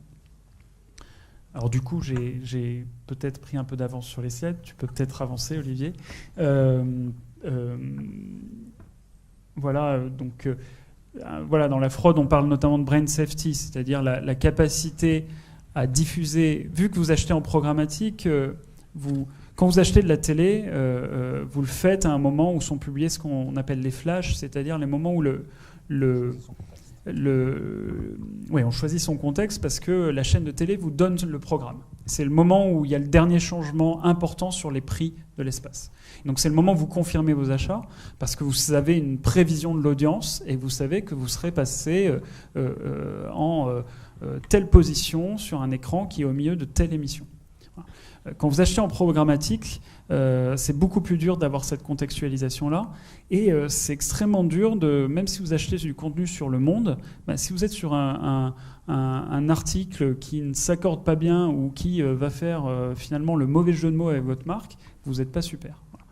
Je pense notamment à comment Air France s'est rendu compte, après le crash du Paris-Rio, que en fait il fallait peut-être couper les investissements publicitaires pour des promos sur le Paris-Rio tout de suite, parce que ça pouvait poser un petit problème. Donc ça, c'est encore une fois une question d'apprendre ces pratiques-là. C'était en face d'un contexte qui leur disait voyager à bas prix. Donc après, effectivement, c'était pas très légitime comme contexte, on va dire. Non contrôle. Et donc, le marketing, c'est quand même un milieu qui aime beaucoup le buzz et qui aime beaucoup les nouvelles tendances. Donc, ce qui est très marrant, c'est que nous, sur la data, on a des gens qui sont pas forcément des experts en data, mais qui ont leur patron qui leur disent « est-ce qu'on fait du big data ?» et qui du coup vont un peu courir sur toutes les dernières tendances. Et donc nous, on passe notre temps à démystifier tout ça pour dire comment on fait le juste milieu et qu'est-ce que c'est une juste mesure. Donc pour conclure, je voulais parler un peu de ce passage de l'âge finalement du mass à l'audience targetée, donc du ciblage. Parce qu'en fait, du coup, il y a beaucoup de clients qui aujourd'hui nous disent je veux être en one-to-one partout. Et en fait, la vraie question, c'est pas d'avoir un message personnalisé partout, parce que ça peut poser des problèmes, ne serait-ce que pour créer des visuels qui vont s'adapter à tout le monde. C'est une question de comment on gère la pertinence. Et ça, l'expliquer aux clients, ça prend du temps parce que l'atmosphère dans notre milieu, c'est de se dire on sera plus efficace si on est en one-to-one. Donc tout le monde dit hyper-personnalisation, ultra-personnalisation, etc. Mais les défis qui soient techniques, créatifs ou même de maîtrise de l'exécution sont absolument énormes. J'ai des clients qui me disent je suis trop content, j'ai acheté un outil qui me permet de gérer des millions de scénarios de personnalisation en même temps. Et moi, il suffit de leur poser la question, mais qui va paramétrer ces choses-là, quoi ? C'est pas magique, juste on déplace le problème. Donc tout l'enjeu de la mesure, c'est aussi d'être capable de toujours être dans le meilleur compromis, la meilleure hauteur de vue pour prendre des bonnes décisions. Et donc c'est là où aujourd'hui, avec nos clients, c'est un work in progress, avec nos clients, parfois avec des clients communs, on essaie de trouver le juste milieu, se dire quelle est la bonne granularité, quelle est la bonne méthode. Nous, on commence à appeler ça measurement by design parce que, en référence à ce qui se fait sur la législation sur la privacy, toutes les lois sur privacy by design, c'est la loi européenne qui va vous obliger maintenant à concevoir toute la protection des données personnelles en amont. Et on se dit la mesure est malheureusement toujours un peu la dernière roue du carrosse. Ce qu'on demande à nos clients, c'est de dire comment on y pense très en amont. Et on s'inspire pas mal finalement de des partenariats qu'on a pu monter avec Google et Facebook, parce que ce que font Google et Facebook en acteurs dominants, c'est qu'ils créent des systèmes de données en disant quelqu'un qui veut bien mesurer, il doit utiliser ces données-là. Et effectivement, on a des référentiels extrêmement propres avec eux, extrêmement. En tout cas, en les utilisant, on les aide à les améliorer parce qu'on se rend compte de choses absurdes. Il peut y avoir chez un même annonceur 7 personnes différentes qui ont un compte Facebook pour de la publicité et que ne serait-ce que rationaliser ça, c'est un énorme problème. Il y a d'énormes problèmes de rationalisation des noms de campagne sur le digital. Donc, en gros, mon message ici, c'est que, 1, ce n'est pas magique.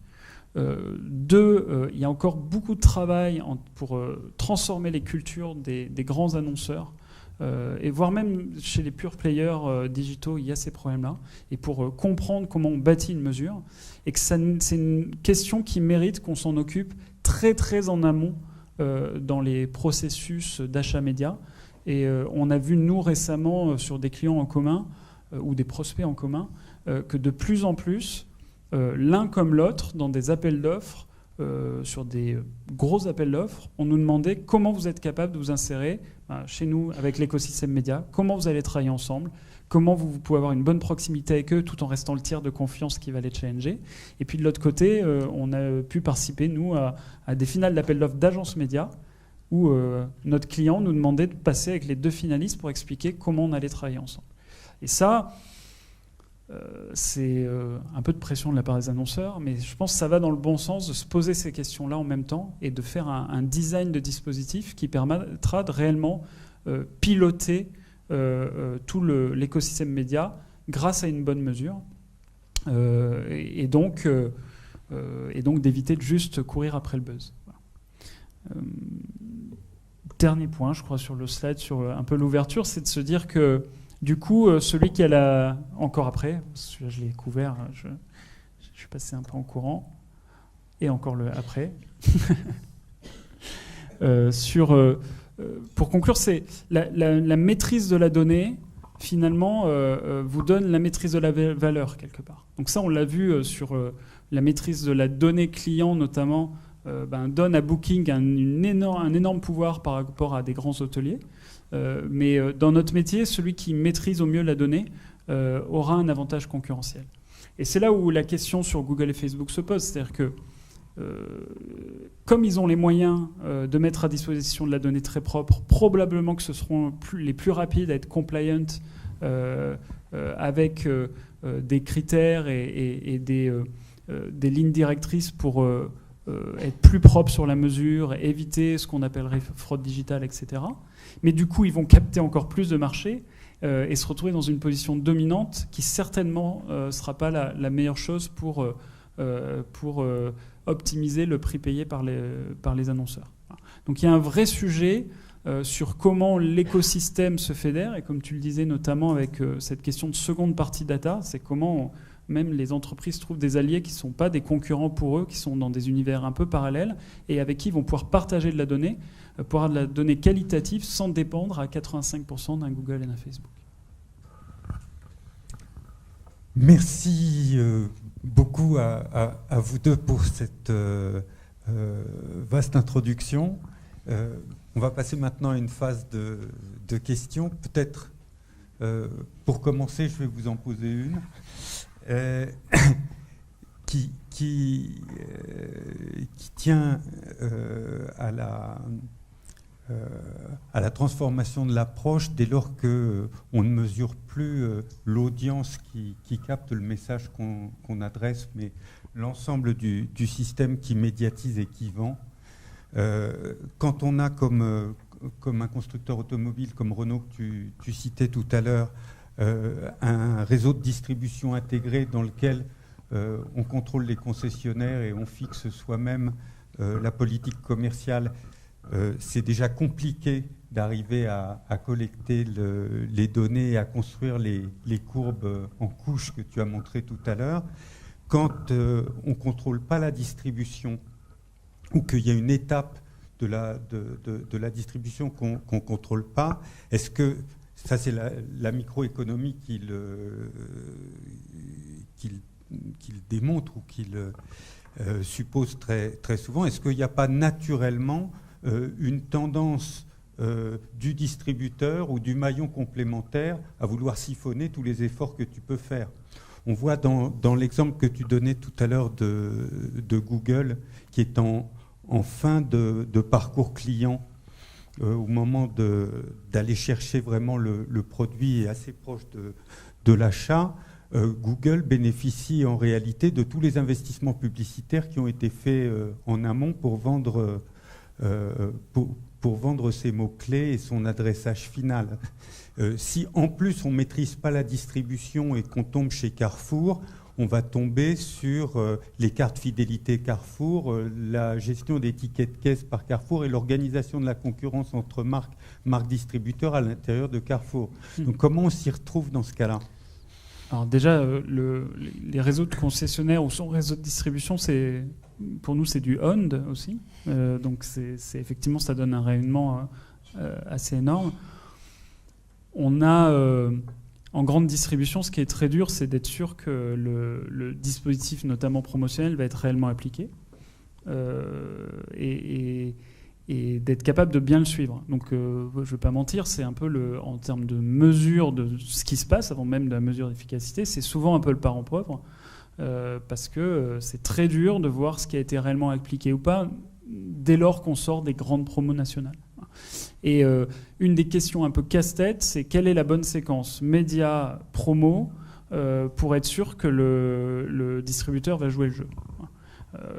Il y a des produits, c'est beaucoup plus facile pour Coca d'avoir un distributeur qui joue le jeu pour du Coca rouge, parce qu'en fait, le distributeur, ce qu'il veut, c'est avoir de la rotation et du chiffre d'affaires au mètre carré, et Coca rouge, c'est important pour eux. Donc ils vont toujours jouer le jeu sur du Coca rouge, voire même, si Coca augmente le prix, le distributeur peut prendre sur sa marge parce qu'il a trop peur de perdre du volume. Par contre, quand Coca arrive avec un produit un peu raté comme Fanta sans bulle, Fanta Style, vous avez beau faire la séquence dans tous les sens, le distributeur n'y croit pas et donc il ne va pas l'appliquer. Et donc souvent le média, nous des fois on conseille à nos clients sur le média, jouez-le plutôt en 2 vagues, etc. Mais sur des lancements de produits, le client nous dit oui, mais si on n'y va pas fort média, on a peur que le distributeur n'y croit pas et de ne pas enclencher cette séquence-là. Donc effectivement, c'est extrêmement compliqué. Ceci dit, l'espoir, c'est de voir que, en fait, il y avait un acteur dans le secteur de la donnée qui s'appelle Dunnhumby et qui a été en partie acheté par Tesco à une époque et qui, en gros, utilisait la donnée de Tesco pour vendre des reportings aux annonceurs. Et en fait, leur modèle est en train d'un peu tomber à l'eau parce que les grands distributeurs se rendent compte que leur donnée a de la valeur et probablement que de plus en plus, les distributeurs vont vendre cette donnée ou l'utiliser pour avoir des dispositifs ciblés. Et on commence à voir aux États-Unis, il y a un grand distributeur, donc plutôt grand magasin, assez dominant, qui pour la première fois a donné ses données clients à un des grands acteurs de la cosmétique pour lequel on travaille, pour qu'on puisse travailler là-dessus. Et en fait, c'est une logique c'est exactement la logique du programmatique. C'est j'achète une audience ciblée et donc via une sélection des magasins, une sélection des contenus, des envois de courrier, etc. Je vais avoir cette logique de ciblage. Donc je pense que ça va se développer énormément et ça va rendre quand même l'exécution des promotions probablement plus efficace.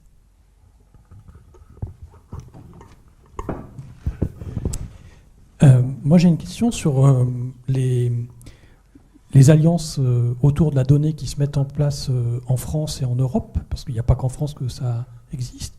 Et comme ça a été dit tout à l'heure, l'enjeu, c'est quand même pas tant le volume que la qualité.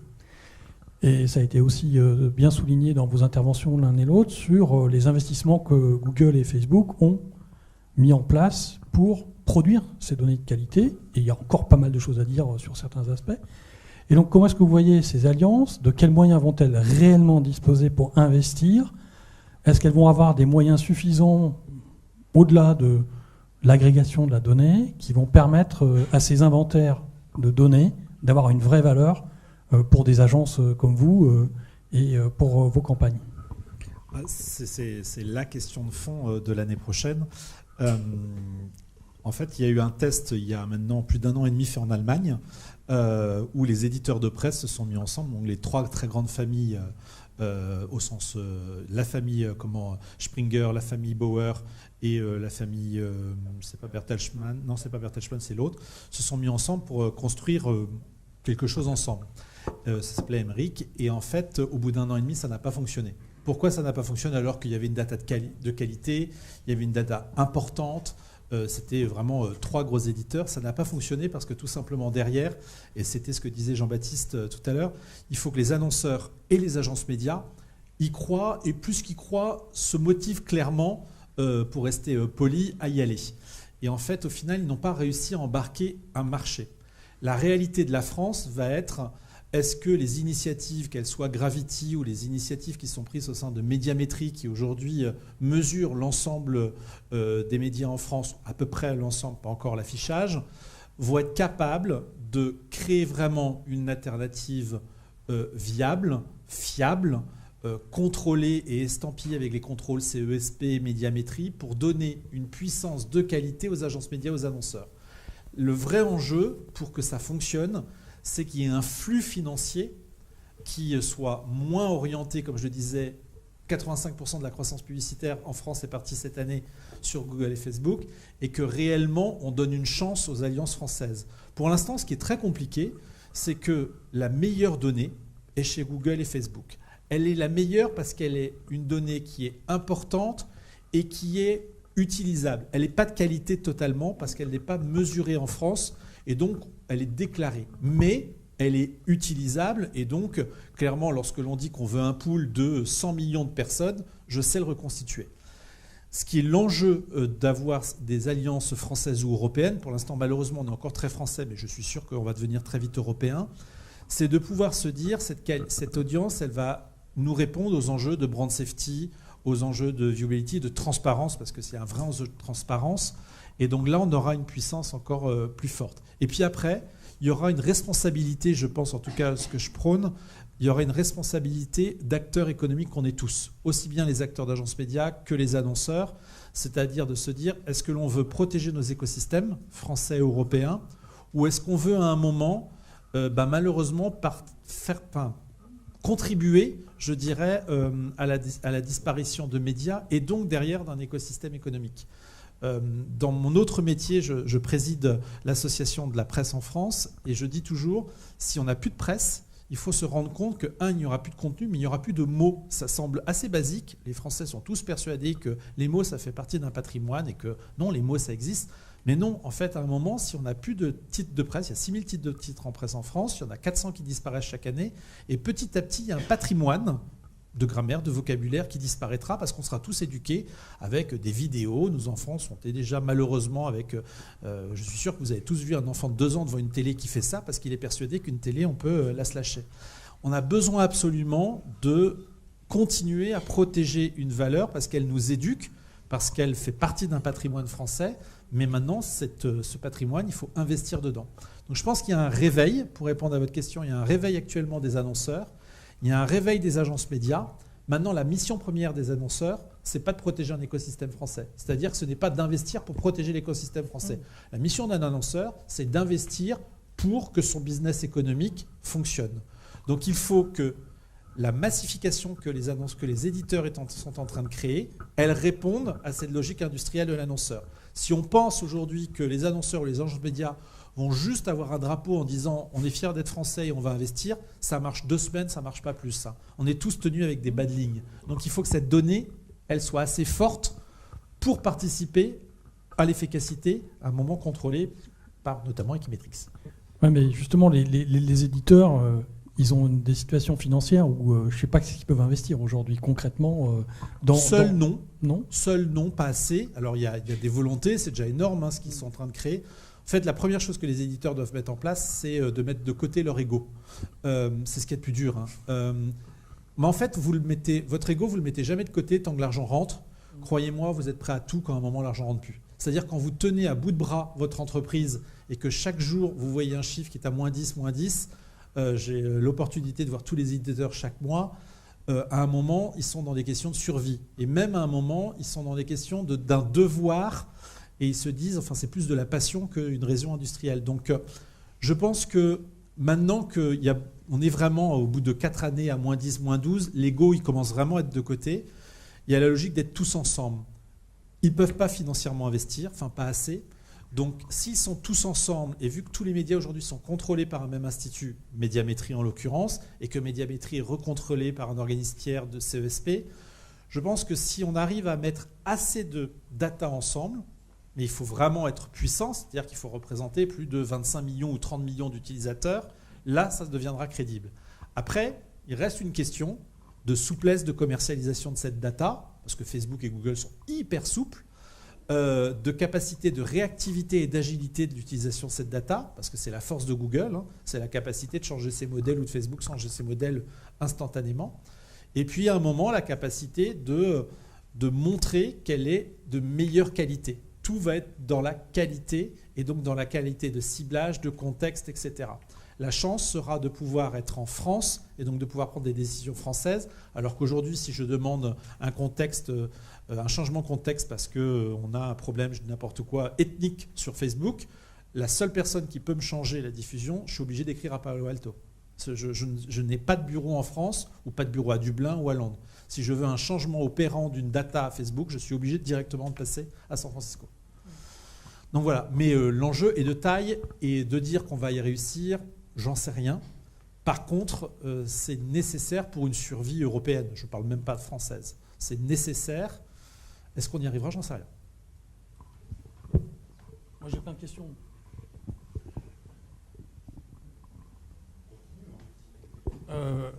Moi, j'ai des questions sur la mesure. Il y en a tellement à dire.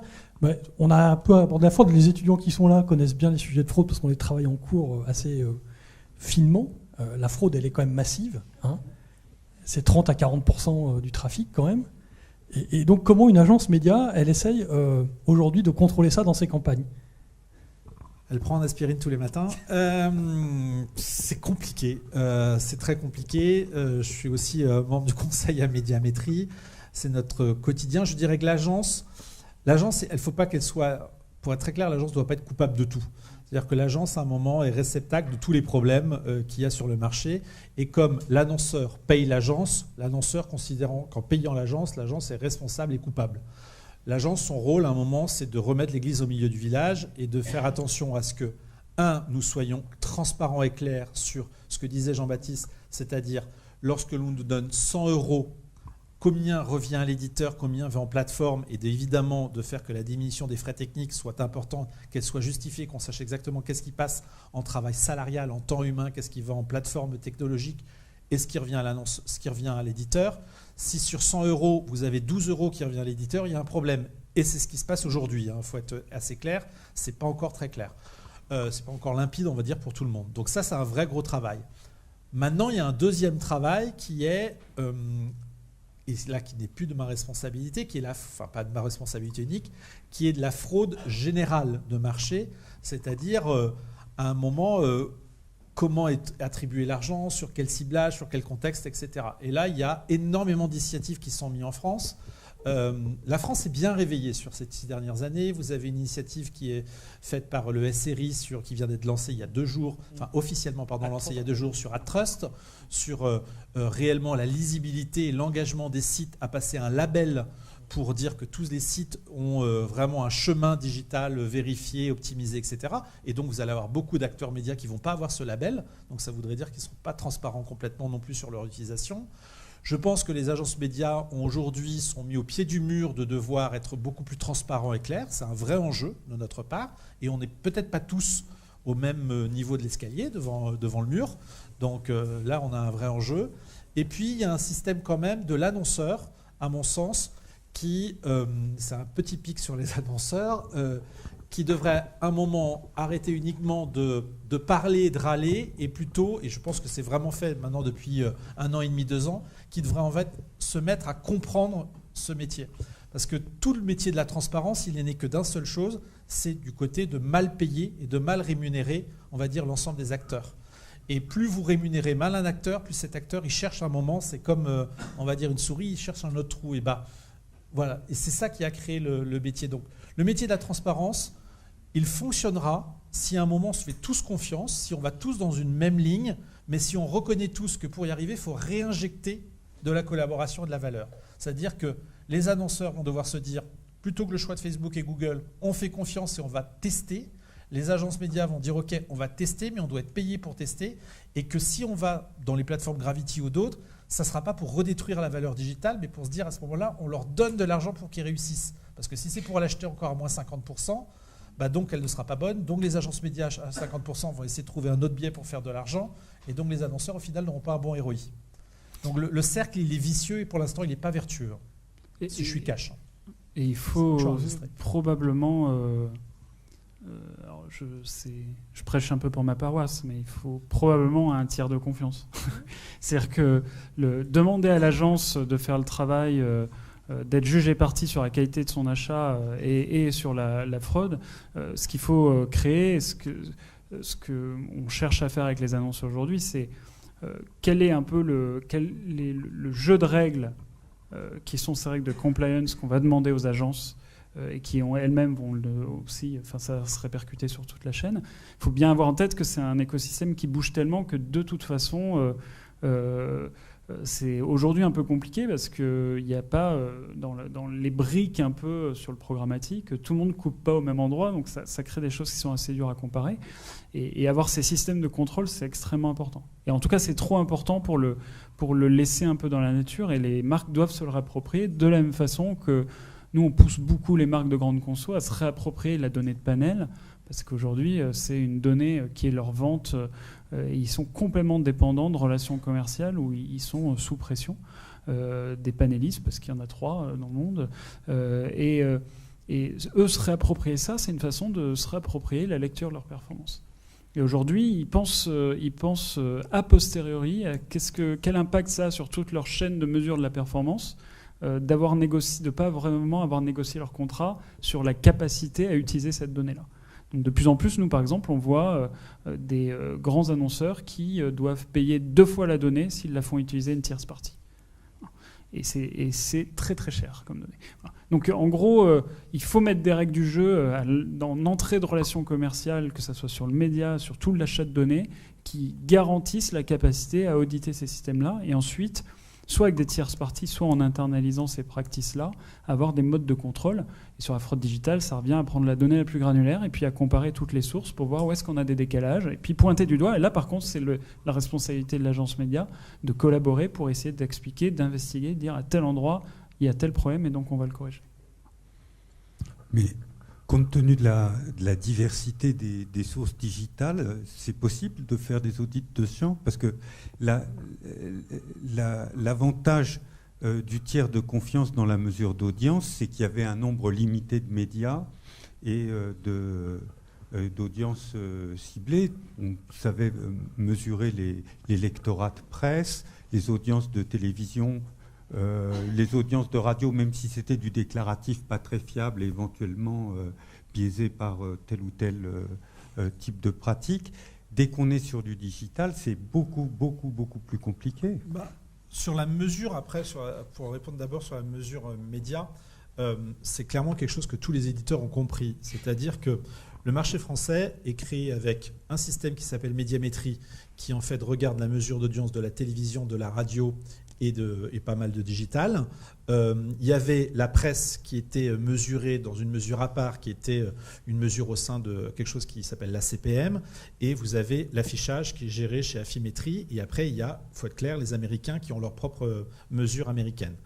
Il y a eu une mutation. La presse, en fait, est rentrée l'année dernière dans un appel d'offres dans Médiamétrie. Et actuellement, il y a un appel d'offres en cours sur Affimétrie, donc la mesure d'affichage, où c'est une finale avec Médiamétrie et une autre.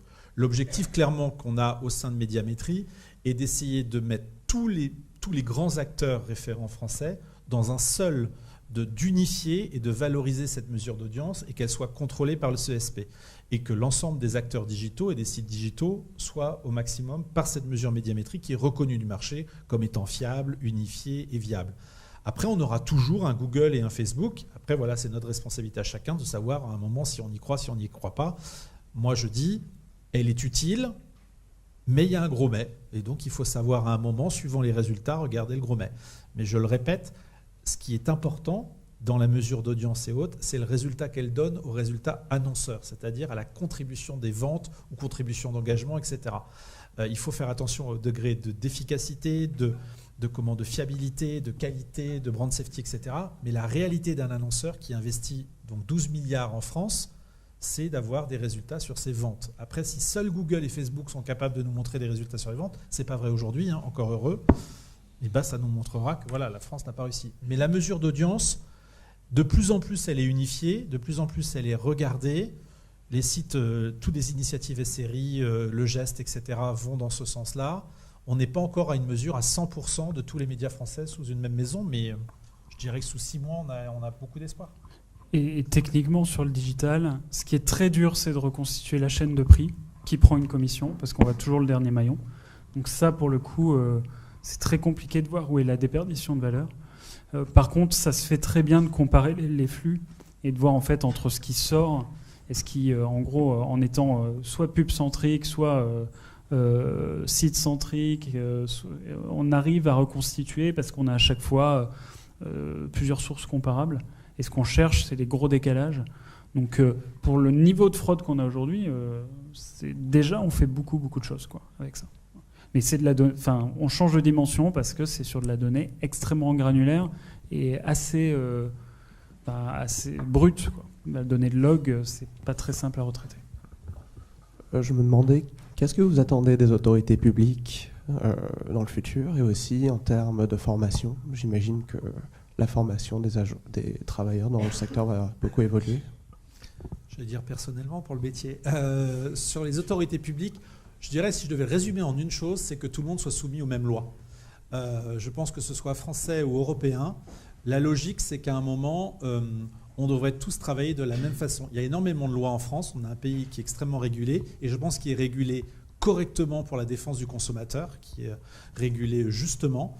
Et c'est pas normal que tous les acteurs, en fait, ne subissent pas, entre guillemets, ou ne souscrivent pas à ce régime de loi. Que ce soit la loi de taxation, d'impôts, que ce soit la loi, tout simplement, d'utilisation média. Je vais vous donner un exemple très concret que j'adore utiliser.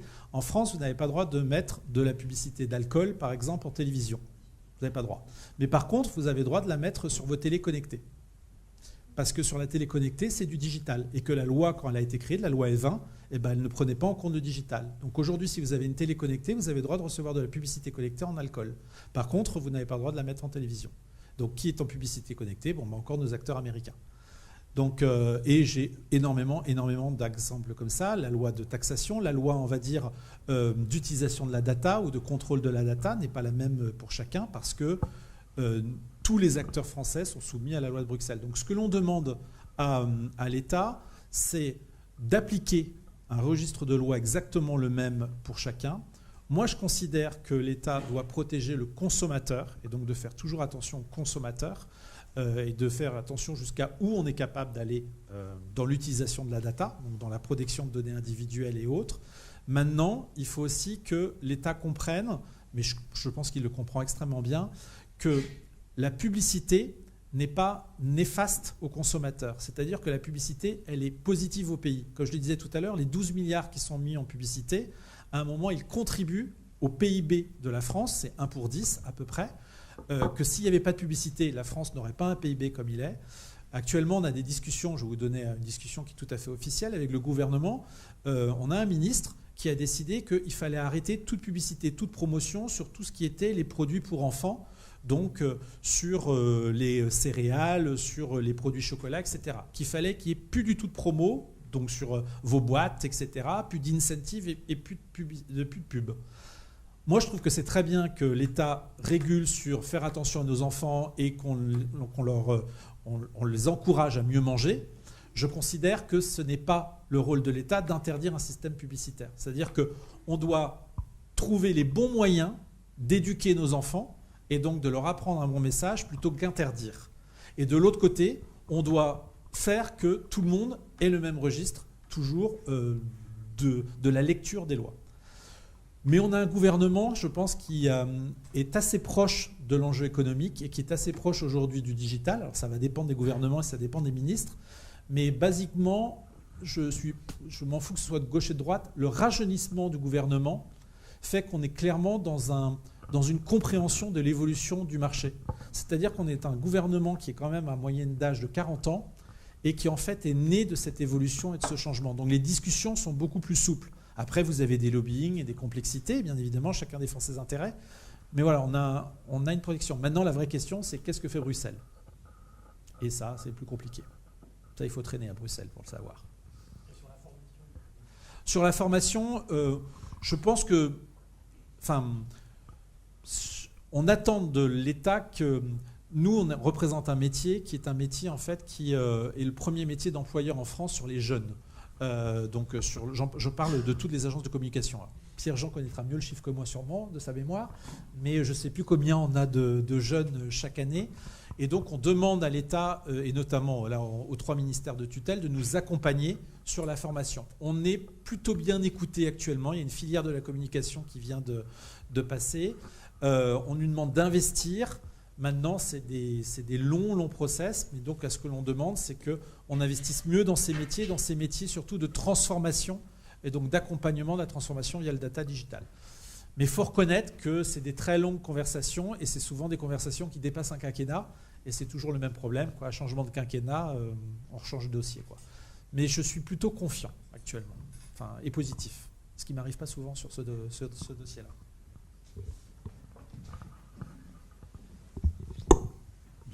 Pierre-Jean, dernière question. Oui, très rapidement.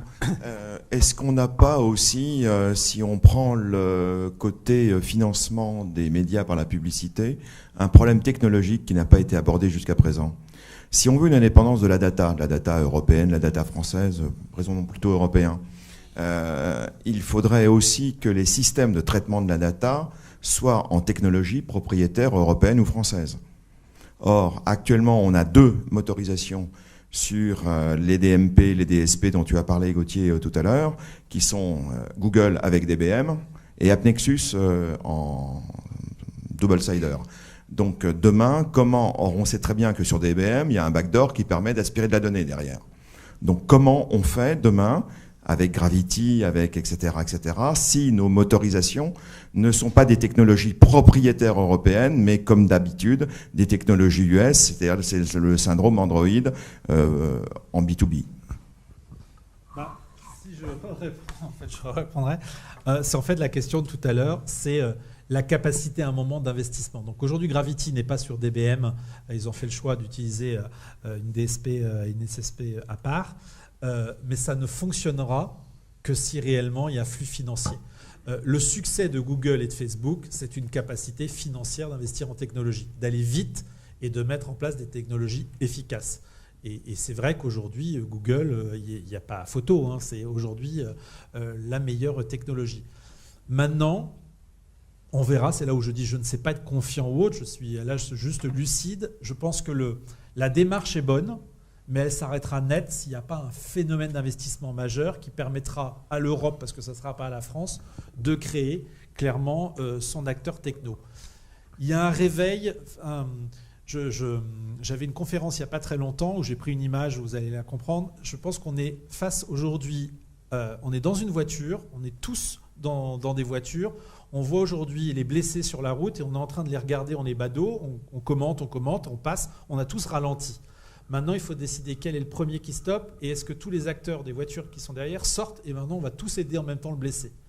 Et est-ce qu'on attend ou est-ce qu'on attend qu'il soit mort ? Et la vraie question, c'est ce que j'ai adressé, j'étais récemment avec tous les éditeurs de France, c'est est-ce qu'on se dit tous qu'on sort ensemble et qu'on va porter secours ou est-ce qu'on s'arrête tous pour prendre des photos et à regarder ? Et malheureusement, le phénomène français, on adore être tous des badauds. La preuve des embouteillages quand il y a un accident. Donc voilà, après, c'est est-ce qu'on aura cette capacité, cette volonté commune de sortir ? Pour l'instant, on n'est pas aligné. Enfin, on n'est pas aligné, on est aligné mentalement, on n'a pas tous sorti le portefeuille. J'espère que voilà, ça va le faire. Mais oui, maintenant, attention, Il ne faudra jamais vouloir être contre Google et contre Facebook. Ça ne sert à rien. Google, un chiffre, hein, c'est 2,2 milliards en France. En France. Donc, quand je vous dis que le marché fait 12 milliards, c'est la première régie française. Ils ont dépassé TF1 cette année. Donc, ils font à peu près 1,6 milliard sur le référencement et 600 millions sur le reste. C'est parti, on les arrêtera jamais. Facebook, ça doit faire à peu près, on n'a pas les chiffres, mais on pense 400-500 millions.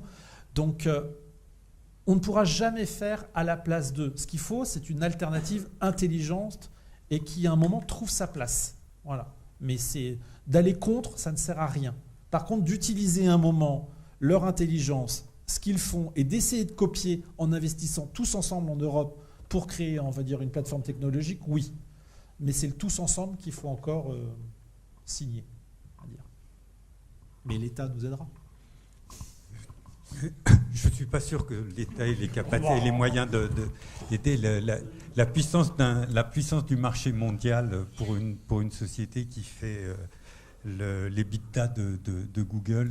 Je vais juste vous donner un chiffre parce que, attention à ça, je vous rappelle qu'actuellement vous avez une grande polémique aux États-Unis qui est qui a élu Trump.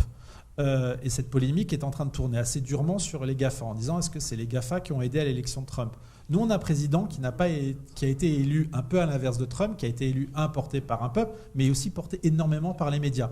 On s'est rendu compte dans les études d'attribution, mais là qui ne sont pas commandées par Equimetrix, qu'en fait c'était clairement la presse qui avait énormément porté l'élection de notre président actuel. Et notre président, il en est quand même assez, on va dire, conscient. C'est-à-dire qu'on a un président français qui est extrêmement conscient que la prochaine marche, qui pourrait être l'Europe pour lui, elle sera portée par des médias européens et non pas par des médias américains. Donc, suivant s'il veut refaire son mandat ou suivant s'il veut demain aller à l'Europe, il sait aussi qu'il a l'intérêt à protéger les médias. Donc, on a un gouvernement qui est très sensible aux médias français et européens et la France est extrêmement active dans les discussions européennes. Et il faut le souligner parce que ce n'est pas vrai tous les jours. Les États-Unis sont vraiment à se rendre compte de l'influence de temps en temps, malheureusement, parce que ce n'était pas voulu par les détenteurs de plateformes, c'est les fake news, c'est les réseaux, ils n'ont pas contrôlé. Et donc, faut-il avoir un moment, une histoire de contrôle ou d'encourager les médias français, l'écosystème ? C'est pour ça que je suis un peu positif. L'avenir nous le dira. Très bien, ça sera le mot de la fin. Merci beaucoup à tous les deux pour votre participation. C'était absolument passionnant. Et donc, je vous donne rendez-vous pour la prochaine séance du séminaire qui exceptionnellement donc, aura lieu à l'IPJ le 8 janvier à 18h. L'adresse, c'est 24 rue Saint-Georges. Voilà.